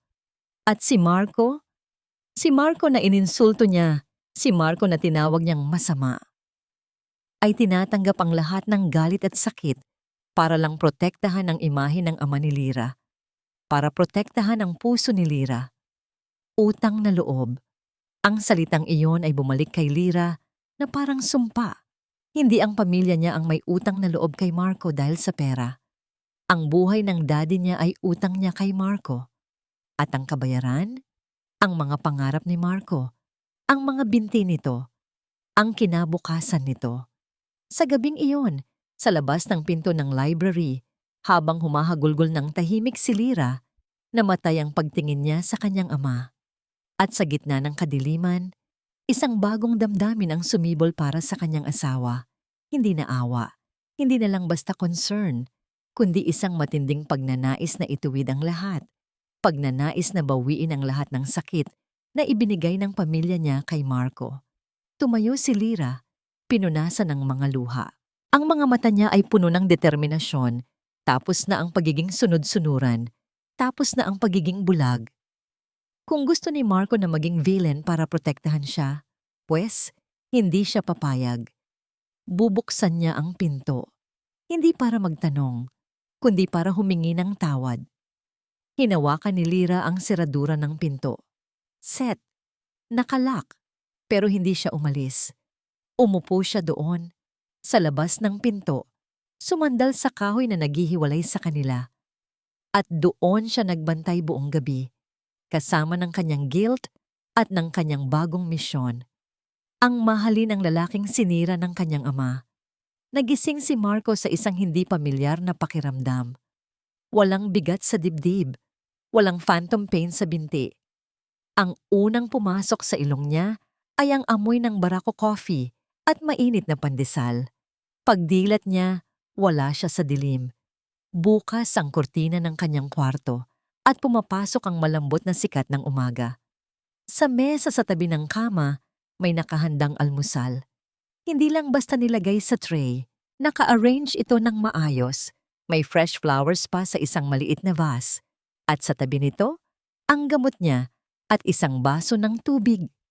Kumunot ang noo ni Marco. Anong palabas to? Bumukas ang pinto ng banyo. Lumabas si Lyra. Nakasuot ito ng simpleng puting bestida. Basa pa ang buhok at mabango. Iba ang aura niya ngayon. Wala na ang pagod sa muka. Wala na ang simangot o ang pilit na tapang. Ang mga mata niya ay malambot, puno ng lungkot, pero mas puno ng pag-aalaga. Good morning? Bati ni Lyra. Lumapit ito agad para ayusin ang unan sa likod ni Marco. Kumusta ang tulog mo? Masakit ba ang likod mo? Napaupo si Marco, umiiwas sa hawak ni Lyra. Anong ginagawa mo? Inaalagaan ka, sagot ni Lyra. Simple lang. Kinuha niya ang tasa ng kape. Here, timplado na yan. 2 asukal, kaunting gatas. Sabi ni Manang yan daw ang gusto mo. Tinanggap ni Marco ang kape, pero tinitigan niya muna ito ng matagal. Naghihinala. May lason ba ito? Tanong din niya. Seryoso. Ngumiti si Lyra, pero hindi itong ngiting ng iinis. Ngiting mapait. Kung may dapat lasunin dito, Marco, hindi ikaw yun. Ano daw? Sa buong maghapon, hindi tinantanan ni Lyra si Marco. Pero hindi siya makulit o maingay. Tahimik lang siya. Kapag gusto ni Marco ng tubig, bago pa siya magsalita, inaabot na ni Lyra ang baso. Kapag napangiwi si Marco dahil sa ngalay, agad na nandyan si Lyra para ayusin ang footrest ng wheelchair niya. Kapag nagbasa si Marco sa terrace, uupo si Lyra sa malayo. Nagbabasa rin ng libro, pero ramdam ni Marco na nakabantay ito. Hindi bilang gwardya, kundi bilang anino. Nakakairita, nakakapanibago, at higit sa lahat, nakakatakot. Dahil sa mundo ni Marco, kapag ang isang tao ay biglang bumait, may kailangan ito o may tinatagong masama. Kinagabihan, habang nasa library si Marco, na pinilit ni Lira na linisin at lagyan ng air purifier para hindi amoy luma. Hindi na siya nakatiis. Pumasok si Lira dala ang hapunan. Kare-kare. Paborito niya noong bago ang aksidente. Paano nalaman ni Lira? Siguro daldal na naman ni Manang Elena. Binaba ni Lira ang tray. Kain na. Hinimay ko na yung buntot para hindi ka na mahirapan. Stop it! Biglang hinampas ni Marco ang mesa. Tumilapon ang mga blueprints, nagulat si Lira, pero hindi siya umatras. Nanatili siyang nakatayo, nakayuko ng bahagya. Tinatanggap ang galit. Ano bang laro ito, Lira? Sigaw ni Marco. Ang mga mata niya ay nanlilisik sa hinala. Bakit ka nagkakaganito? Kahapon lang. Halos magpatayan tayo dahil sa rosaryo. Ngayon, para kang santo na naglilingkod sa akin. Anong kailangan mo? Pera? Dagdag na bayad? O may inutos si Eduardo? Tumingin si Lira kay Marco. Nakita niya ang takot sa likod ng galit nito. Takot na magtiwala. Dahan-dahang lumapit si Lira. Lumuhod siya sa harap ng wheelchair ni Marco. Ito ang posisyon ng pagsuko. Posisyon ng pagpapakumbaba. Hinawakan niya ang mga kamay ni Marco na nakakuyom sa armrest. Nanigas si Marco, pero hindi siya bumitaw. Wala akong kailangan, Marco. Bulong ni Lira. Ang mga mata niya ay nangingilid ang luha. Wala akong hinihingi. Gusto ko lang bumawi. Bumawi? Para saan? Asik ni Marco. Wala kang kasalanan sa akin. Meron. Sigaw ng isip ni Lira. Ang buong pamilya ko ay may kasalanan sa'yo. Ang buhay mo ay kapalit ng buhay ng tatay ko. Pero hindi niya pwedeng sabihin dahil naalala niya ang sinabi ni Marco kay Manang. Hayaan mo na lang, nagalit siya sa akin. Para hindi madurog ang puso niya. Ayaw niyang sayangin ang sakripisyo ni Marco. Kung gusto ni Marco na maging villain para protektahan siya, tatanggapin niya. Pero hindi ibig sabihin noon ay hindi siya pwedeng magmahal pabalik. Bumawi. Dahil naging masama ako sa'yo. Pagsisinungaling ni Lira. Pero kalahati lang. Hinuhusgahan kita. Tinawag kitang halimaw. Pero nung gabing inatake ka, nakita ko na mali ako. Hinigpitan ni Lira ang hawak sa kamay ni Marco. Inilapit niya ang mukha niya sa kamay nito at idinikit ang pisngi niya sa magaspang na palad ng iyong asawa. Natigilan si Marco. Naramdaman niya ang init ng pisngi ni Lira. Ang basa ng luha nito. Hayaan mo akong alagaan ka, Marco. Pakiusap ni Lira. Nakapikit habang nakasandal sa palad niya. Hindi dahil sa kontrata, hindi dahil sa utang, kundi dahil yun ang nararapat. Yun ang kulang na dapat matagal nang binigay sa'yo. Natahimik ang library. Ang puso ni Marco ay kumakabog ng mabilis. Gusto niyang bawiin ang kamay niya. Gusto niyang itulak si Lira at sabihing, tigilan mo na ang pag-arte. Pero nanigas ang dila niya. Dahil sa ilalim ng tigas ng loob niya, may isang bahagi ng puso niya, ang bahaging tao pa rin, na uhaw sa haplos na yon. Ang init ng pisngi ni Lira, ang asin ng luha nito sa balat niya. Ito ang pakiramdam ng patawad na hindi niya naman hiningi pero ibinibigay sa kanya ng kusa. Dahan-dahan, binawi ni Marco ang kamay niya. Hindi pa bigla, hindi pa dabog gaya ng dati, kundi dahan-dahan, parang isang babasaging bagay na natatakot siyang mahawakan ng matagal. Tumayo ka na dyan!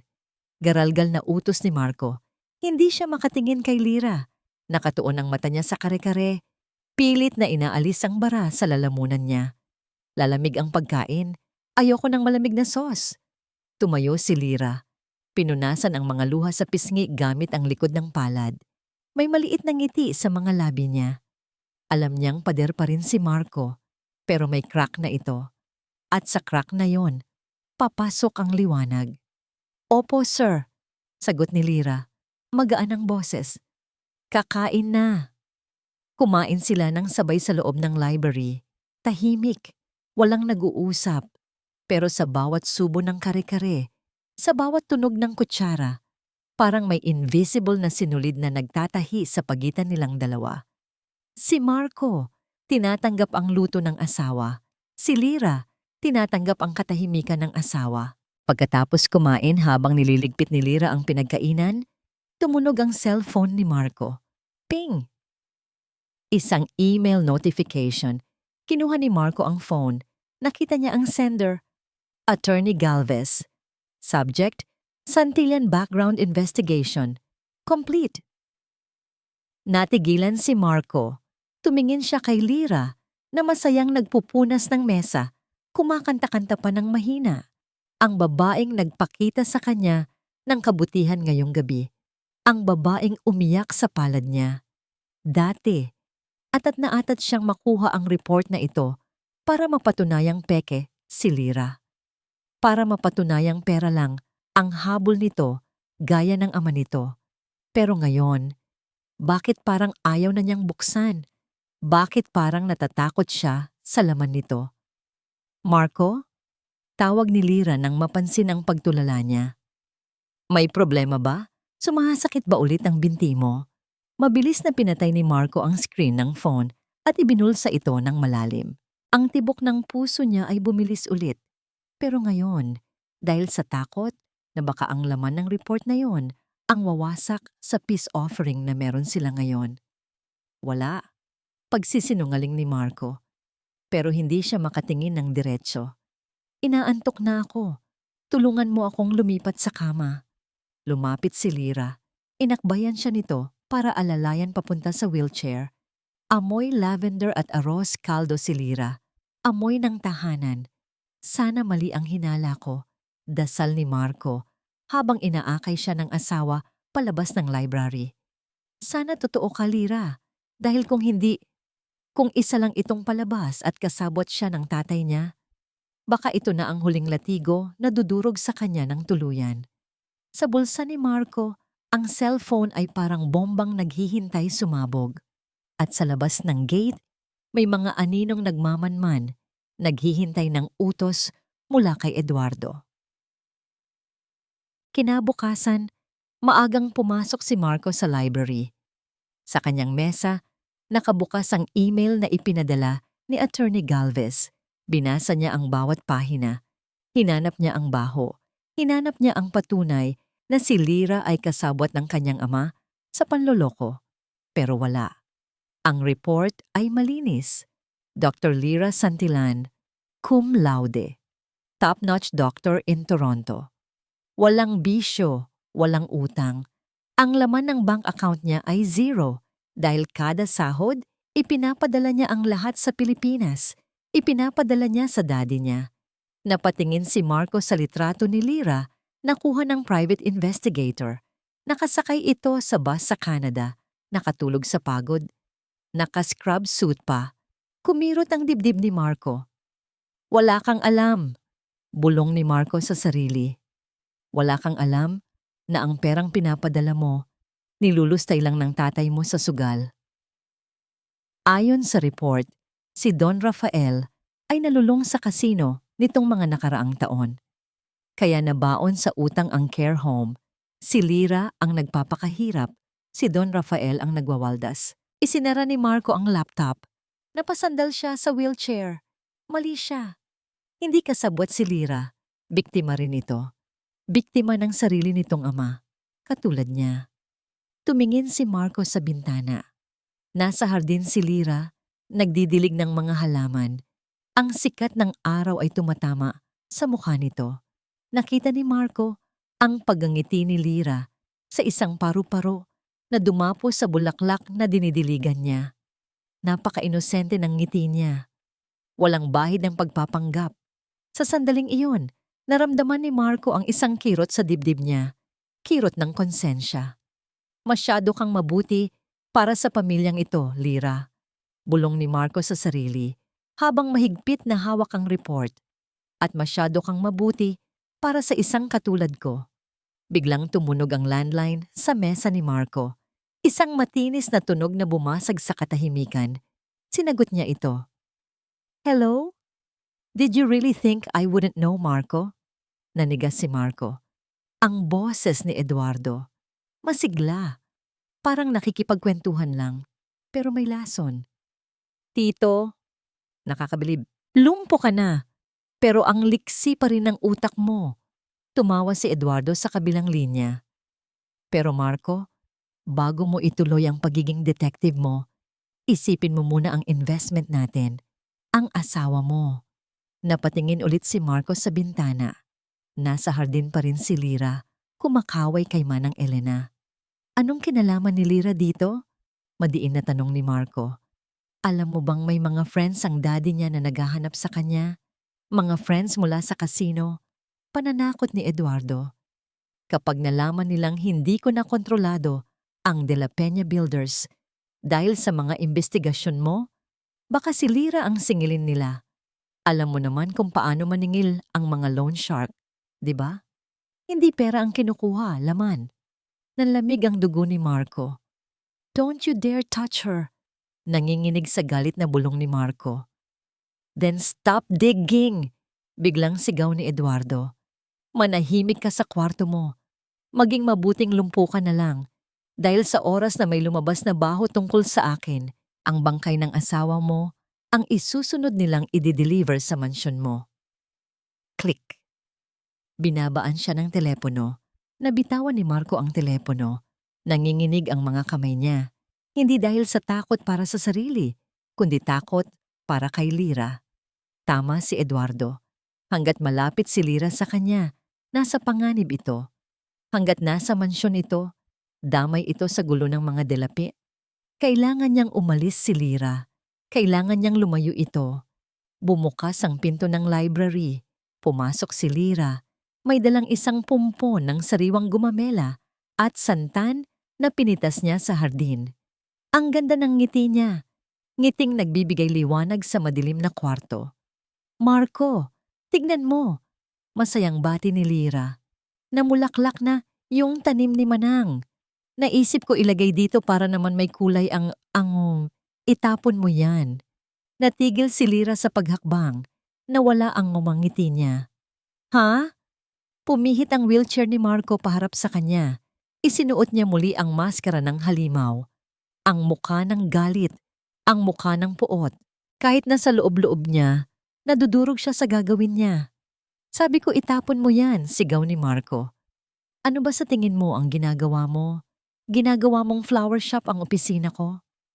Gusto ko lang naman pasayahin ang kwarto. Nauutal na sagot ni Lira. Pasayahin? Tumawa ng mapakla si Marco. Kinuha niya ang folder ng report. Ang report na nagpapatunay na inosente si Lira at itinago ito sa ilalim ng mga libro.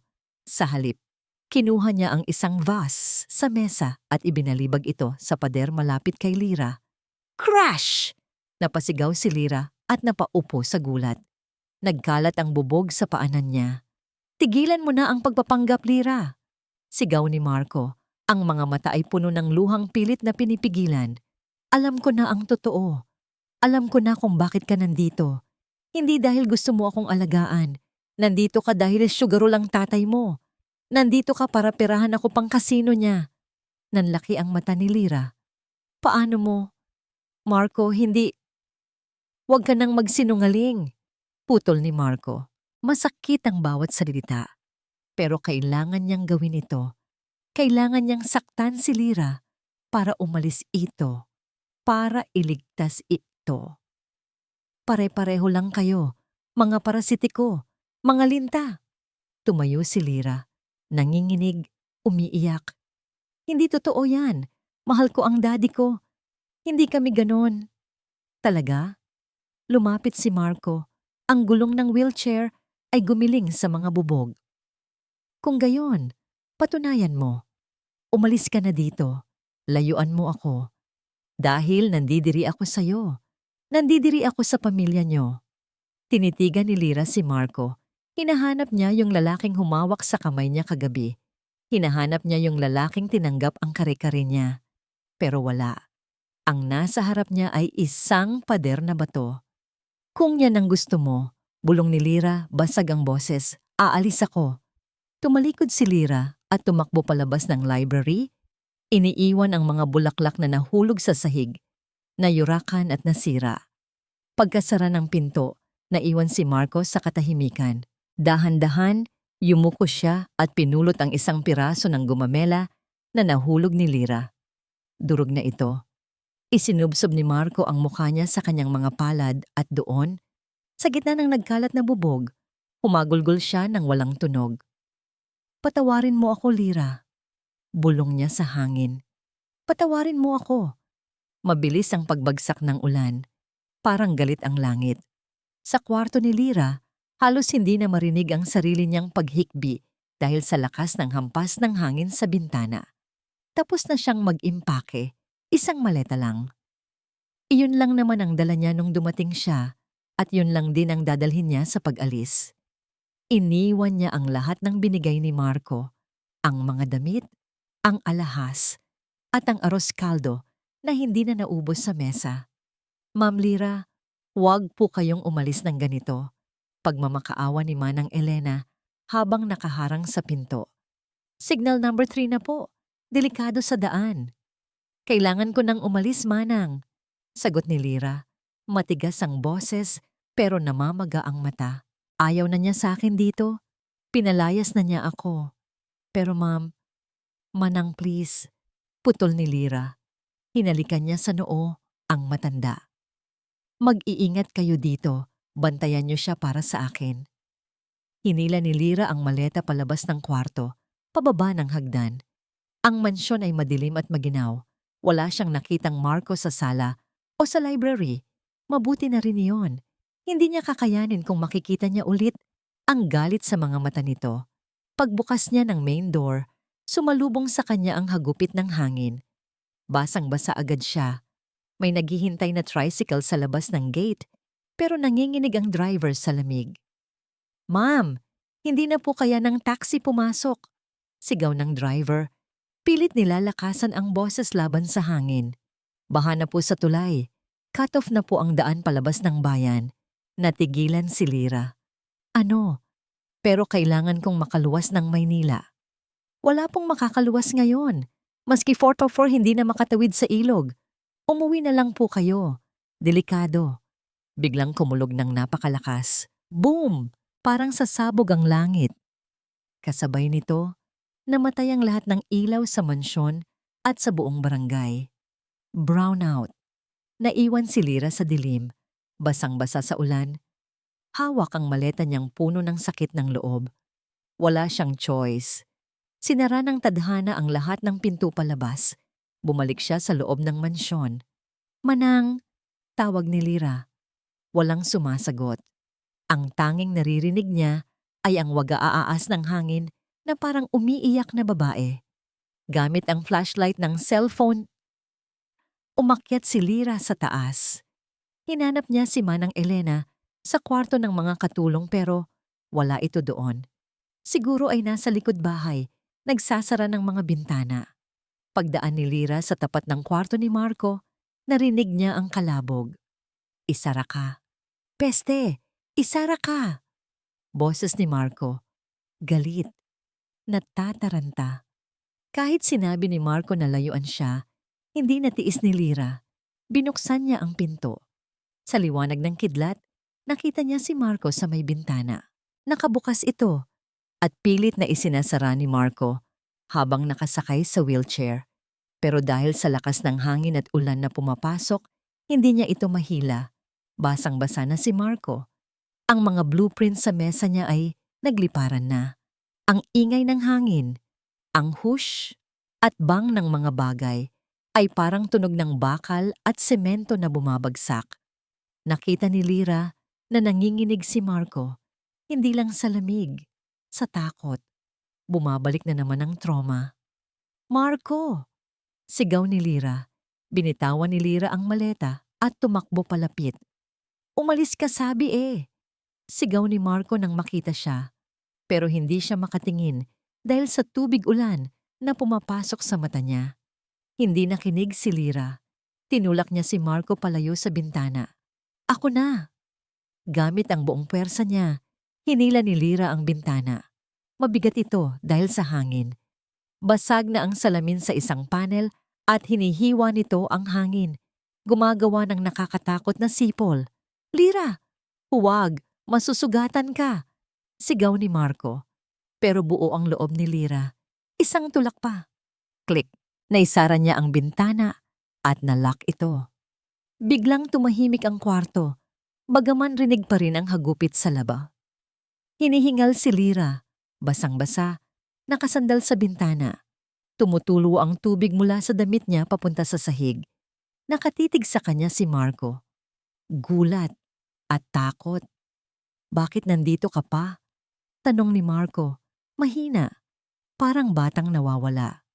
Sabi ko, umalis ka na. Sabi ko, layuan mo ako. Lumapit si Lira. Sa dilim, ang mukha lang nila ang naiilawan ng cellphone na nasa sahig. Baha na sa tulay. Walang makakalabas, sagot ni Lira. Delikado dito. Bulong ni Marco, umiiwas ng tingin. Delikado ako sa'yo. Lumuhod si Lira sa harap ni Marco. Hinawakan niya ang mukha nito na basang-basa ng ulan at luha. Mas delikado sa labas, Marco, sabi ni Lira. Diretso sa mata. At mas delikado kung iiwan kitang mag-isa dito na nilalamon ng takot mo. Hindi mo naiintindihan. Hikbi ni Marco. Bumigay na ang pader niya. Si Eduardo, papatayin ka niya kapag nanatili ka dito. Ginagawa ko to para sa'yo. Gusto kitang iligtas. Natigilan si Lira. Gusto kitang iligtas. Kaya pala siya pinalayas. Kaya pala siya ininsulto.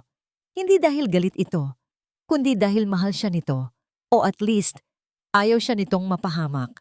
Napangiti si Lira sa gitna ng luha. Tanga ka talaga, bulong ni Lira, sabay yakap ng mahigpit kay Marco. Yakap na walang halong hiya. Yakap na nagsasabing nandito lang ako. Hindi mo ako kailangang iligtas, Marco. Kailangan lang nating maging matapang ng sabay. Nanigas si Marco saglit, pero sa huli, niyakap niya rin pabalik si Lira. Mahigpit. Parang ito na ang huling yakap bago gunawin ng bagyo ang mundo. Sa gitna ng kadiliman at bagyo, natagpuan nila ang isa't isa. Pero hindi pa tapos ang gabi. Blag! Isang malakas na kalabog ang nanggaling sa ibaba. Sa main door.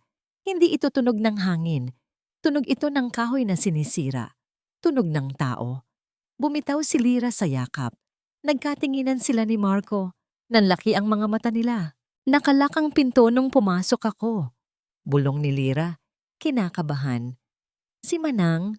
Tanong ni Marco. Wala siya sa kwarto niya kanina. May mga yabag. Mabibigat na yabag ng bota sa hagdanan. Paakyat. Hindi lang isa. 2, 3. Kinuha ni Marco ang isang gunting sa drawer ng mesa niya. Ang kamay niya ay nanginginig pero matapang ang mukha. Lira, bulong ni Marco. Magtago ka sa cabinet. Ngayon na. Hindi kita iiwan. Please, Lira. Kahit ngayon lang, sumunod ka. Bago pa makagalaw si Lira, bumukas ang pinto ng kwarto. Isang matalim na ilaw ng flashlight ang tumutok sa kanila. Nakakasilaw. Magandang gabi, mga pamangkin. Boses na pamilyar pero nakakapangilabot. Ang lakas ng ulan, no? Naisipan naming makisilong. Sa anino ng flashlight, nakita ni Lira ang figura ni Eduardo. At sa likod nito, 2 lalaking malalaki ang katawan. At hawak nila si Manang Elena. Nakatali ang kamay at may busal sa bibig. Ibaba mo yang gunting, Marco. Utos ni Eduardo. Nakangisi habang pinaglalaruan ng isang baril sa kanyang kamay. Huwag ka nang magpakahiro. Alam naman nating lahat na hindi mo kaya. Sa liwanag ng flashlight, nakita ni Lira ang pamamaga ng mukha ni Manang Elena. Iginapos ito ng mga tauhan ni Eduardo sa isang sulok. Umiiyak ang matanda. Nagmamakaawa sa mata. Hayop ka, Eduardo? Nanggigil na sabi ni Marco. Nasa wheelchair siya, hawak ang gunting na parang espada. Hinarangan niya si Lira. Pamilya tayo. Kadugo mo ako. Kadugo? Tumawa si Eduardo. Ang tawa niya ay sumabay sa kulog. Ang dugo, Marco, ay tumitilamsik din. Gaya ng nangyari sa Pantalan 5 taon na ang nakakaraan. Natigilan si Lira. Hinawakan niya ang balikat ni Marco. Anong ibig mong sabihin? Tanong ni Marco. Lumapit si Eduardo. Umupo ito sa gilid ng kama. Parang hari. Akala mo ba talaga aksidente ang lahat? Kwento ni Eduardo. Parang nagmamalaki pa. Masyadong magaling ang tatay mo, Marco. Si Kuya Manuel, siya ang bida. Siya ang magaling. Ako? Tagasunod lang. Kaya nung namatay siya, akala ko ako na. Pero ikaw naman ang sumikat. Ang golden boy ng De La Peña Builders. Ikaw, bulong ni Marco. Nanlalaki ang mata. Ikaw ang may gawa? Isang tawag lang sa foreman para luwagan ng ilang tornilyo. Simple. Kibit balikat ni Eduardo. Ang hindi ko inasahan, nandoon ang tatay ng asawa mo. Si Don Rafael. Wrong place, wrong time. Pero naging blessing in disguise din. Dahil sa pagligtas mo sa kanya, nawala ang mga binti mo at nawalan ka ng gana sa kumpanya. Napahawak si Lira sa bibig. Ang aksidente, ang pagkaputol ng paa ni Marco, ang pagkakadawit ng daddy niya. Lahat iyon ay plano ni Eduardo. Demonyo ka! Sigaw ni Lira. Biglang sumugod si Lira. Bunsod ng galit, nakalimutan niyang may baril si Eduardo. Gusto niya itong saktan. Gusto niyang ipaghiganti si Marco. Lira, huwag! Sigaw ni Marco. Pero huli na. Hinawi lang ni Eduardo si Lira.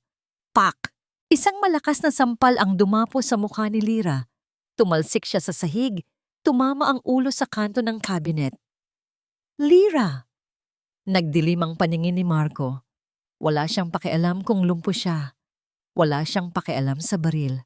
Nakita niyang sinaktan ng asawa niya.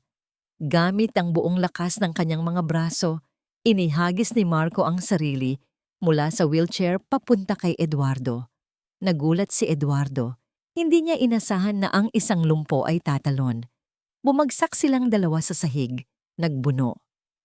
Bitawan mo ako! Sigaw ni Eduardo. Sinaksak ni Marco ang gunting sa braso ni Eduardo. Sigaw ni Eduardo. Nabitawan nito ang baril. Dumulas ang baril sa sahig, papunta sa ilalim ng kama. Pero mabilis na rumesbak ang 2 tauhan ni Eduardo. Sinipa nila si Marco. Sa tagiliran, sa likod, sa mukha. Blag! Blag! Marco, tama na. Parang awa nyo na. Sigaw ni Lira. Pilit na gumagapang palapit kahit nahihilo.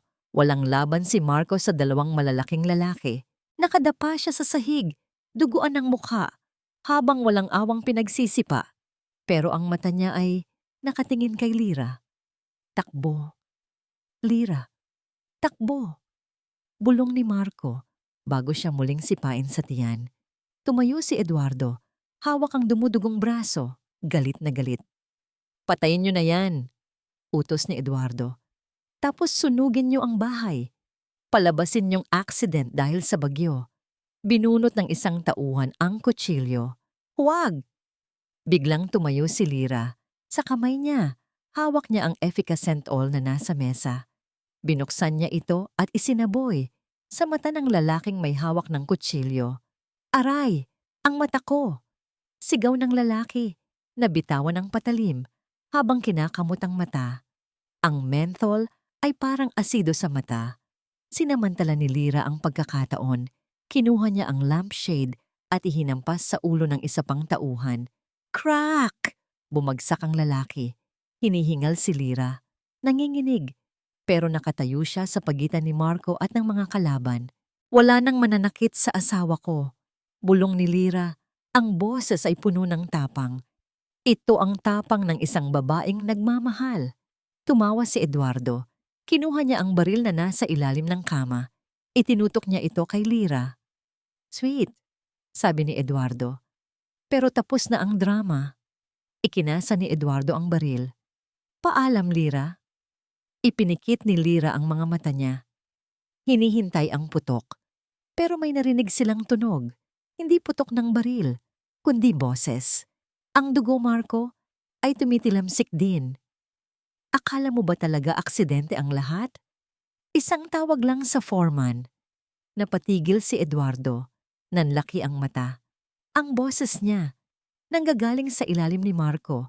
Dahan-dahang iminulat ni Marco ang mata niya. Puno ng dugo at pasa. Sa kamay niya hawak niya ang cellphone niya. Naka-record. At naka-live sa Facebook. Narinig niyo ba yon? Sigaw ni Marco sa cellphone, kahit hirap na hirap magsalita. Narinig niyo ba ang confession ng tiyuhin ko? Signal number 3. Pero may signal ang data ko, Eduardo. Napatingin si Eduardo sa cellphone. Sa screen, nakita niya ang mga comments at reactions na sunod-sunod na pumapasok. Libo-libong tao ang nakakanood. Mga empleyado, investors, media. Patayin mo yan! Sigaw ni Eduardo, nataranta. Itinutok niya ang baril kay Marco. Iputok mo! Hamon ni Marco. Nakangisi kahit duguan. Iputok mo para makita ng buong Pilipinas kung paano pumatay ang isang Eduardo de la Peña. Nanginginig ang kamay ni Eduardo. Alam niyang tapos na siya. Sirang-sira na siya. Pero ang galit ay mas matimbang kaysa sa utak. Mamatay na kung mamatay. Kinalabit ni Eduardo ang gatilyo. Bang! Isang putok. Nakakabingi. Napapikit si Lira at sumigaw. Marco! Tumumba ang isang katawan sa sahig. Katahimikan. Tanging ang ulan at kulog na lang ang naririnig. Dahan-dahang iminulat ni Lira ang mata niya. Nakita niya si Marco, buhay. Nakadapa pa rin hawak ang cellphone. Nakita niya si Lira. Buhay. Walang tama. Tumingin sila sa pintuan. Nakabulagta si Eduardo. May tama ng baril sa balikat. Nabitawan niya ang baril niya. Sa pintuan, nakatayo si Manang Elena. Putol na ang tali sa kamay. Nagawa niyang kalagan gamit ang gunting na nabitawan ni Marco kanina. Hawak ng matanda ang isang lumang shotgun na panghunting ng lolo ni Marco. Umuusok pa ang nguso nito. Nanginginig si Manang Elena, umiiyak, pero matalimang tingin kay Eduardo. Sabi ko sa'yo, Eduardo, garalgal na sabi ni Manang. Ako ang nagpalaki sa batang yan. Wala kang karapatang saktan ang alaga ko. Bumagsak ang tuhod ni Lira sa sahig.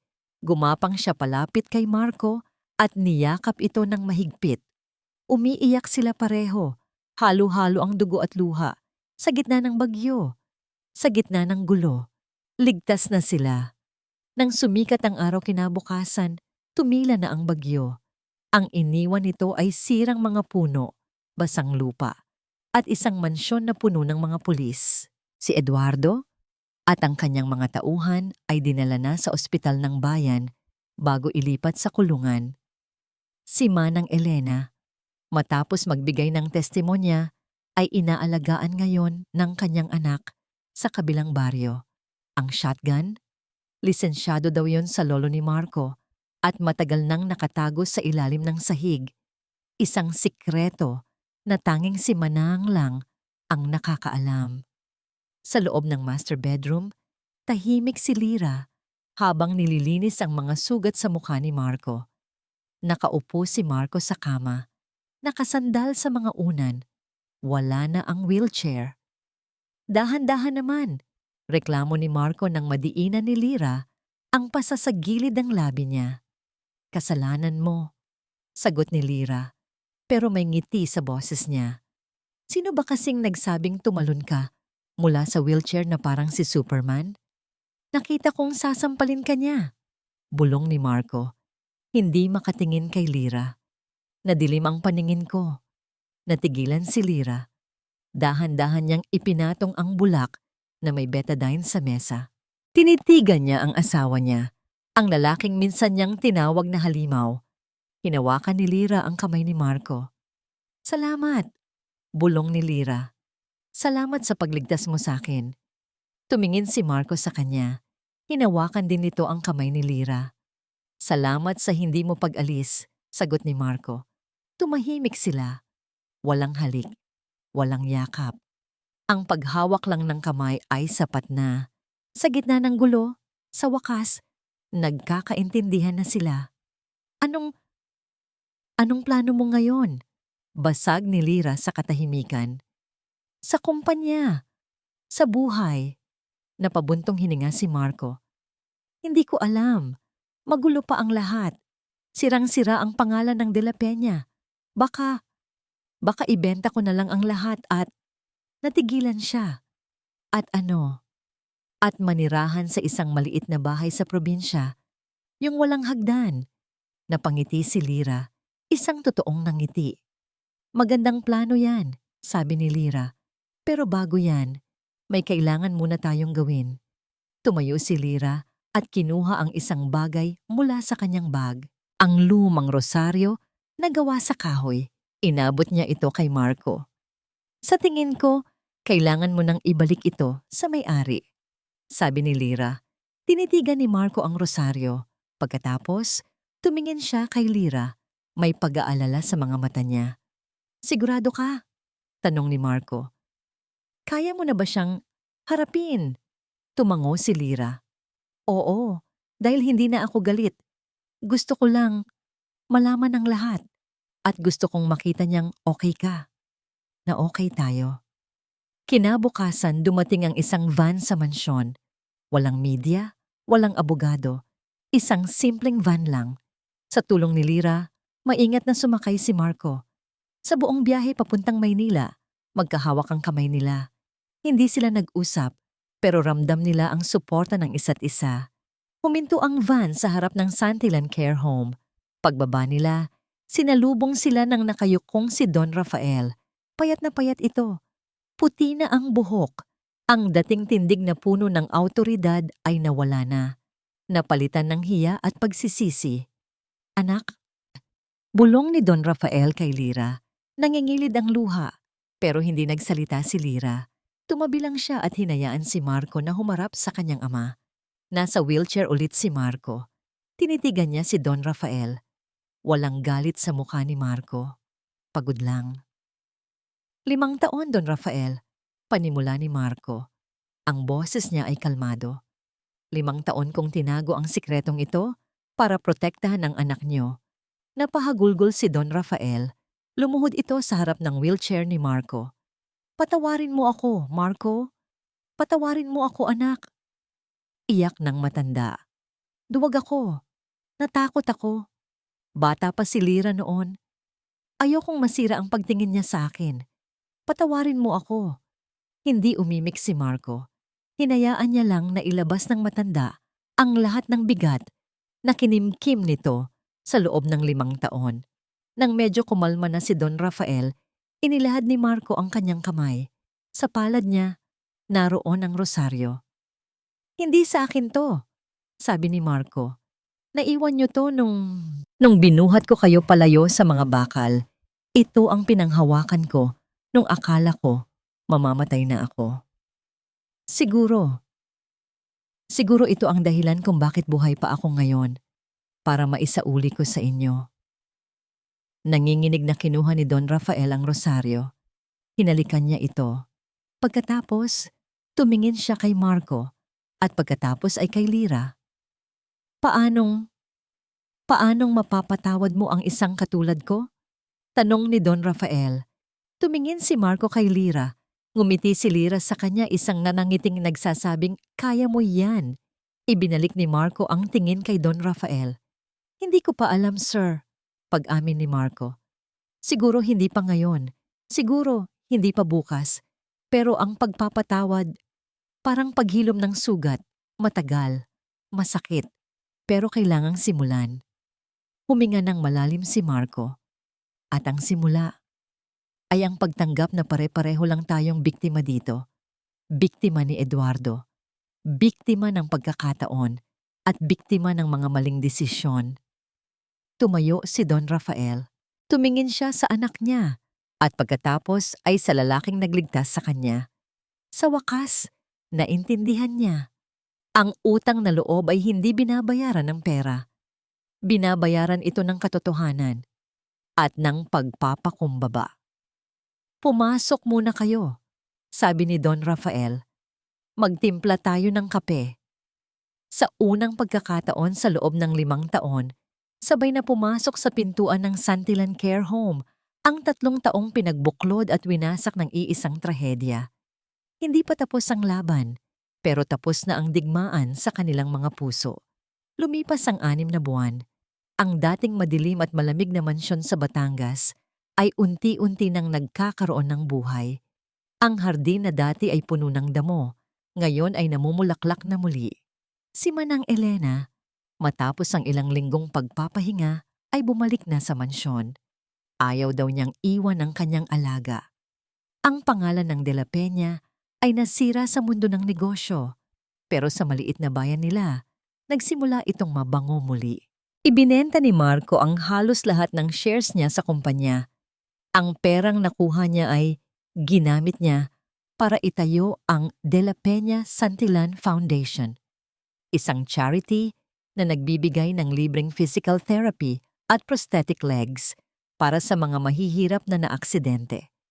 Si Lyra ang tumatayong head doctor ng foundation, habang si Marco ang namamahala sa logistics mula sa kanyang library-turned-office. Isang hapon, abala si Lyra sa pag-aayos ng mga bulaklak sa sala nang pumasok si Marco galing sa terrace. Hindi na ito gumagamit ng wheelchair sa loob ng bahay. Gamit ang 2 saklay, dahan-dahan pero matatag na siyang nakakalakad. Ang mga prosthetic legs niya ay hindi na niya itinatago sa ilalim ng pantalon. Tumawag si Dad. Bati ni Lyra. "O, kumusta raw ang pinakamagaling kong business partner?" Biro ni Marco. Napangiti si Lyra. Pagkatapos ng komprontasyon, 6 na buwan na ang nakalipas. Nagboluntaryo si Don Rafael na tumulong sa foundation. Siya ngayon ang tiga-usap sa mga pasyente, ang tigabigay ng pag-asa. Sa pagtulong sa iba, unti-unti niyang napapatawad ang sarili. Okay lang siya. Pinapakamusta ka? Sabi ni Lyra. Lumapit siya kay Marco at inayos ang kwelyo ng polo nito. May meeting ka mamaya sa mga suppliers, di ba? Oo, pero bago yon, hinawakan ni Marco ang kamay ni Lyra. May gusto akong ipakita sa'yo. Dinala ni Marco si Lyra sa likod bahay sa may bangin kung saan dati ay nakaupo lang siyang mag-isa at galit sa mundo. Pero ngayon, may nagbago. May isang maliit na gazebo na nakatayo doon, gawa sa kawayan. At sa gitna nito, may isang upuan na duyan, sapat para sa 2 tao. Pinagawa ko, sabi ni Marco, para may lugar tayo para, alam mo na, pag-usapan ang mga bagay-bagay. Umupo sila sa duyan. Ang hangin mula sa dagat ay malumanay na. Hindi na ito parang kaaway. Lyra, panimula ni Marco. 6 na buwan na, pero hindi ko pa nasasabi sa'yo ng maayos. Tumingin si Lyra sa kanya. Salamat, sabi ni Marco.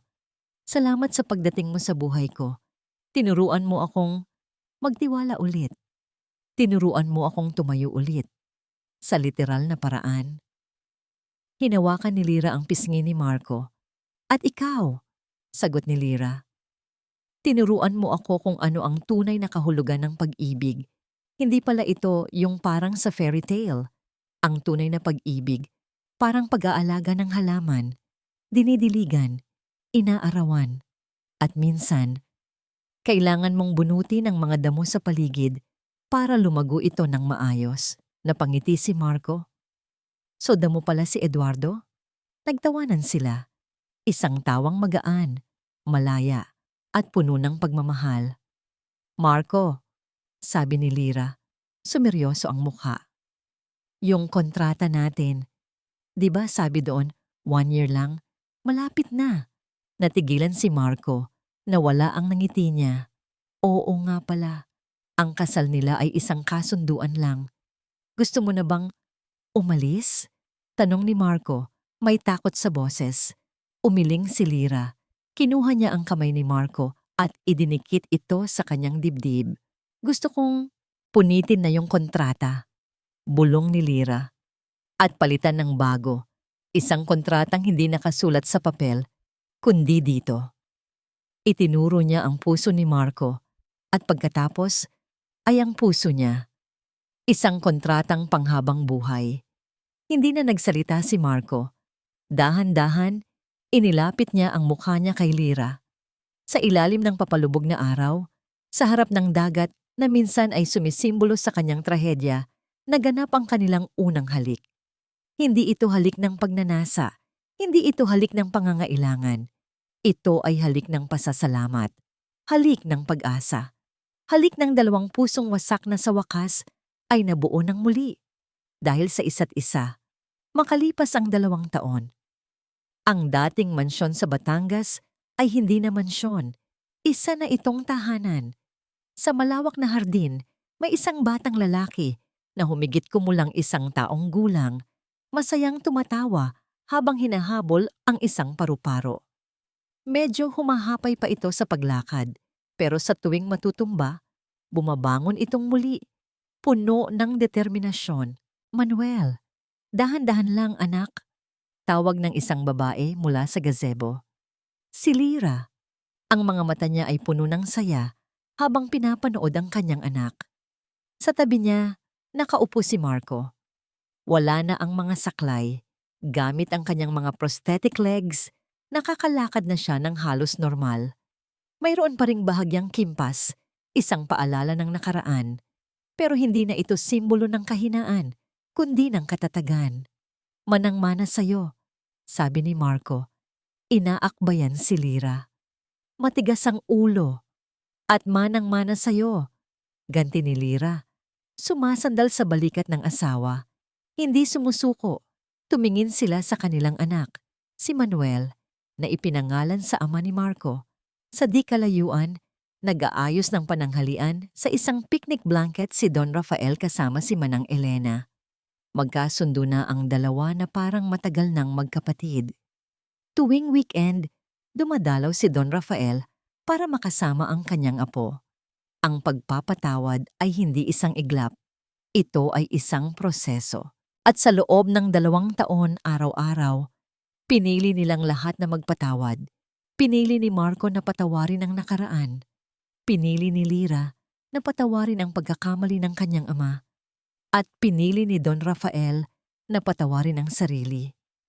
"Naisip mo ba minsan," bulong ni Lyra kay Marco, "na kung hindi ka na aksidente, kung hindi na baon sa utang ang pamilya ko, hindi tayo magkikita?" Tumingin si Marco sa malawak na karagatan. Dati, ang dagat na ito ay isang paalala ng kanyang bangungot. Ngayon, ito ay isang saksi sa kanyang bagong simula. Hinawakan niya ng mahigpit ang kamay ni Lyra. "Siguro," sagot ni Marco. "Pero naniniwala ako na ang tadhana, parang dagat. Minsan, kailangan ka nitong dalhin sa pinakamalalim at pinakamadilim na parte para lang itulak ka pabalik sa dalampasigan kung saan ka tunay na nararapat." Hinalikan ni Marco ang noo ni Lyra. "At ikaw, Lyra Santillan, ikaw ang dalampasigan ko." Napangiti si Lyra. Ang puso niya ay payapa. Ang kaluluwa niya ay buo. Natagpuan na nila ang kanilang kapayapaan, hindi dahil nawala ang mga peklat ng nakaraan, kundi dahil natutunan nilang yakapin ang mga ito. Natutunan nilang ang tunay na pag-ibig ay hindi ang paghahanap ng isang taong perpekto, kundi ang pag-aarugang buuin muli ang isang pusong wasak, kasama ng sayo. At sa gitna ng tawanan ng kanilang anak, sa ilalim ng asul na langit ng Batangas, ang kwento ng halimaw at ng asawang bayaran ay nagtapos. Ang nagsimula ay ang kwento ni Marco at Lyra, isang kwento ng pag-ibig na sinubok ng kasinungalingan at trahedya, pero pinagtibay ng pagpapatawad, pag-asa, at ng isang simpleng rosaryong may bahid ng dugo. At dito na nga nagtatapos ang kanilang paglalakbay. Isang kwento ng pag-ibig na sinubok ng kasinungalingan at trahedya, pero pinagtibay ng pagpapatawad, pag-asa, at ng isang simpleng rosaryong may bahid ng dugo. Mula sa kaibuturan ng aking puso, maraming salamat sa inyong pagsama sa amin hanggang sa dulo. Aaminin ko po, habang isinusulat ko ang kwentong ito, may mga pagkakataong tumitigil ako, lalo na sa eksenang kinailangan ni Marco na saktan si Lyra para lang iligtas ito. Ramdam ko ang bigat sa kanyang dibdib, ang bawat salitang binitiwan niya, na parang lason na siya mismo ang unang lumunok. Ang bawat tauhan dito ay may pinaghugutang inspirasyon sa mga taong ating nakakasalamuha, sa mga kwentong naririnig sa isang tasang kape, at sa paniniwalang kahit sa pinakamadilim na bagyo, mayroong isang kamay na handang humawak sa'yo. Ang kwento ni na Marco at Lyra ay paalala na ang pagpapatawad ay hindi madali. Isa itong maliit na buto na kailangan mong diligan araw-araw hanggang sa ito'y sumibol at magbigay ng lilim sa iyong puso. At ang pag-ibig, hindi ito palaging maningning na apoy. Minsan, isa lang itong maliit na kandila sa gitna ng kadiliman. Sapat na para bigyan ka ng pag-asa para sa kinabukasan. Kaya naman, nais kong iwan sa inyo ang isang tanong. Kung ikaw ang nasa kalagayan ni Marco na inalisan ng lahat dahil sa isang pagkakamali ng iba, magagawa mo pa kayang buksan muli ang iyong puso para sa pagpapatawad? Ibahagi niyo po ang inyong saloobin sa comment section sa ibaba. Ang bawat like, share at komento ninyo ay nagsisilbing inspirasyon para sa amin na magpatuloy sa paglikha ng mga kwentong tulad nito. Pamagat, ang dalampasigan ng puso. Ang kwento ay likha ng Pusong Wasak Stories. Ang nagkwento, ang inyong lingkod, Clara.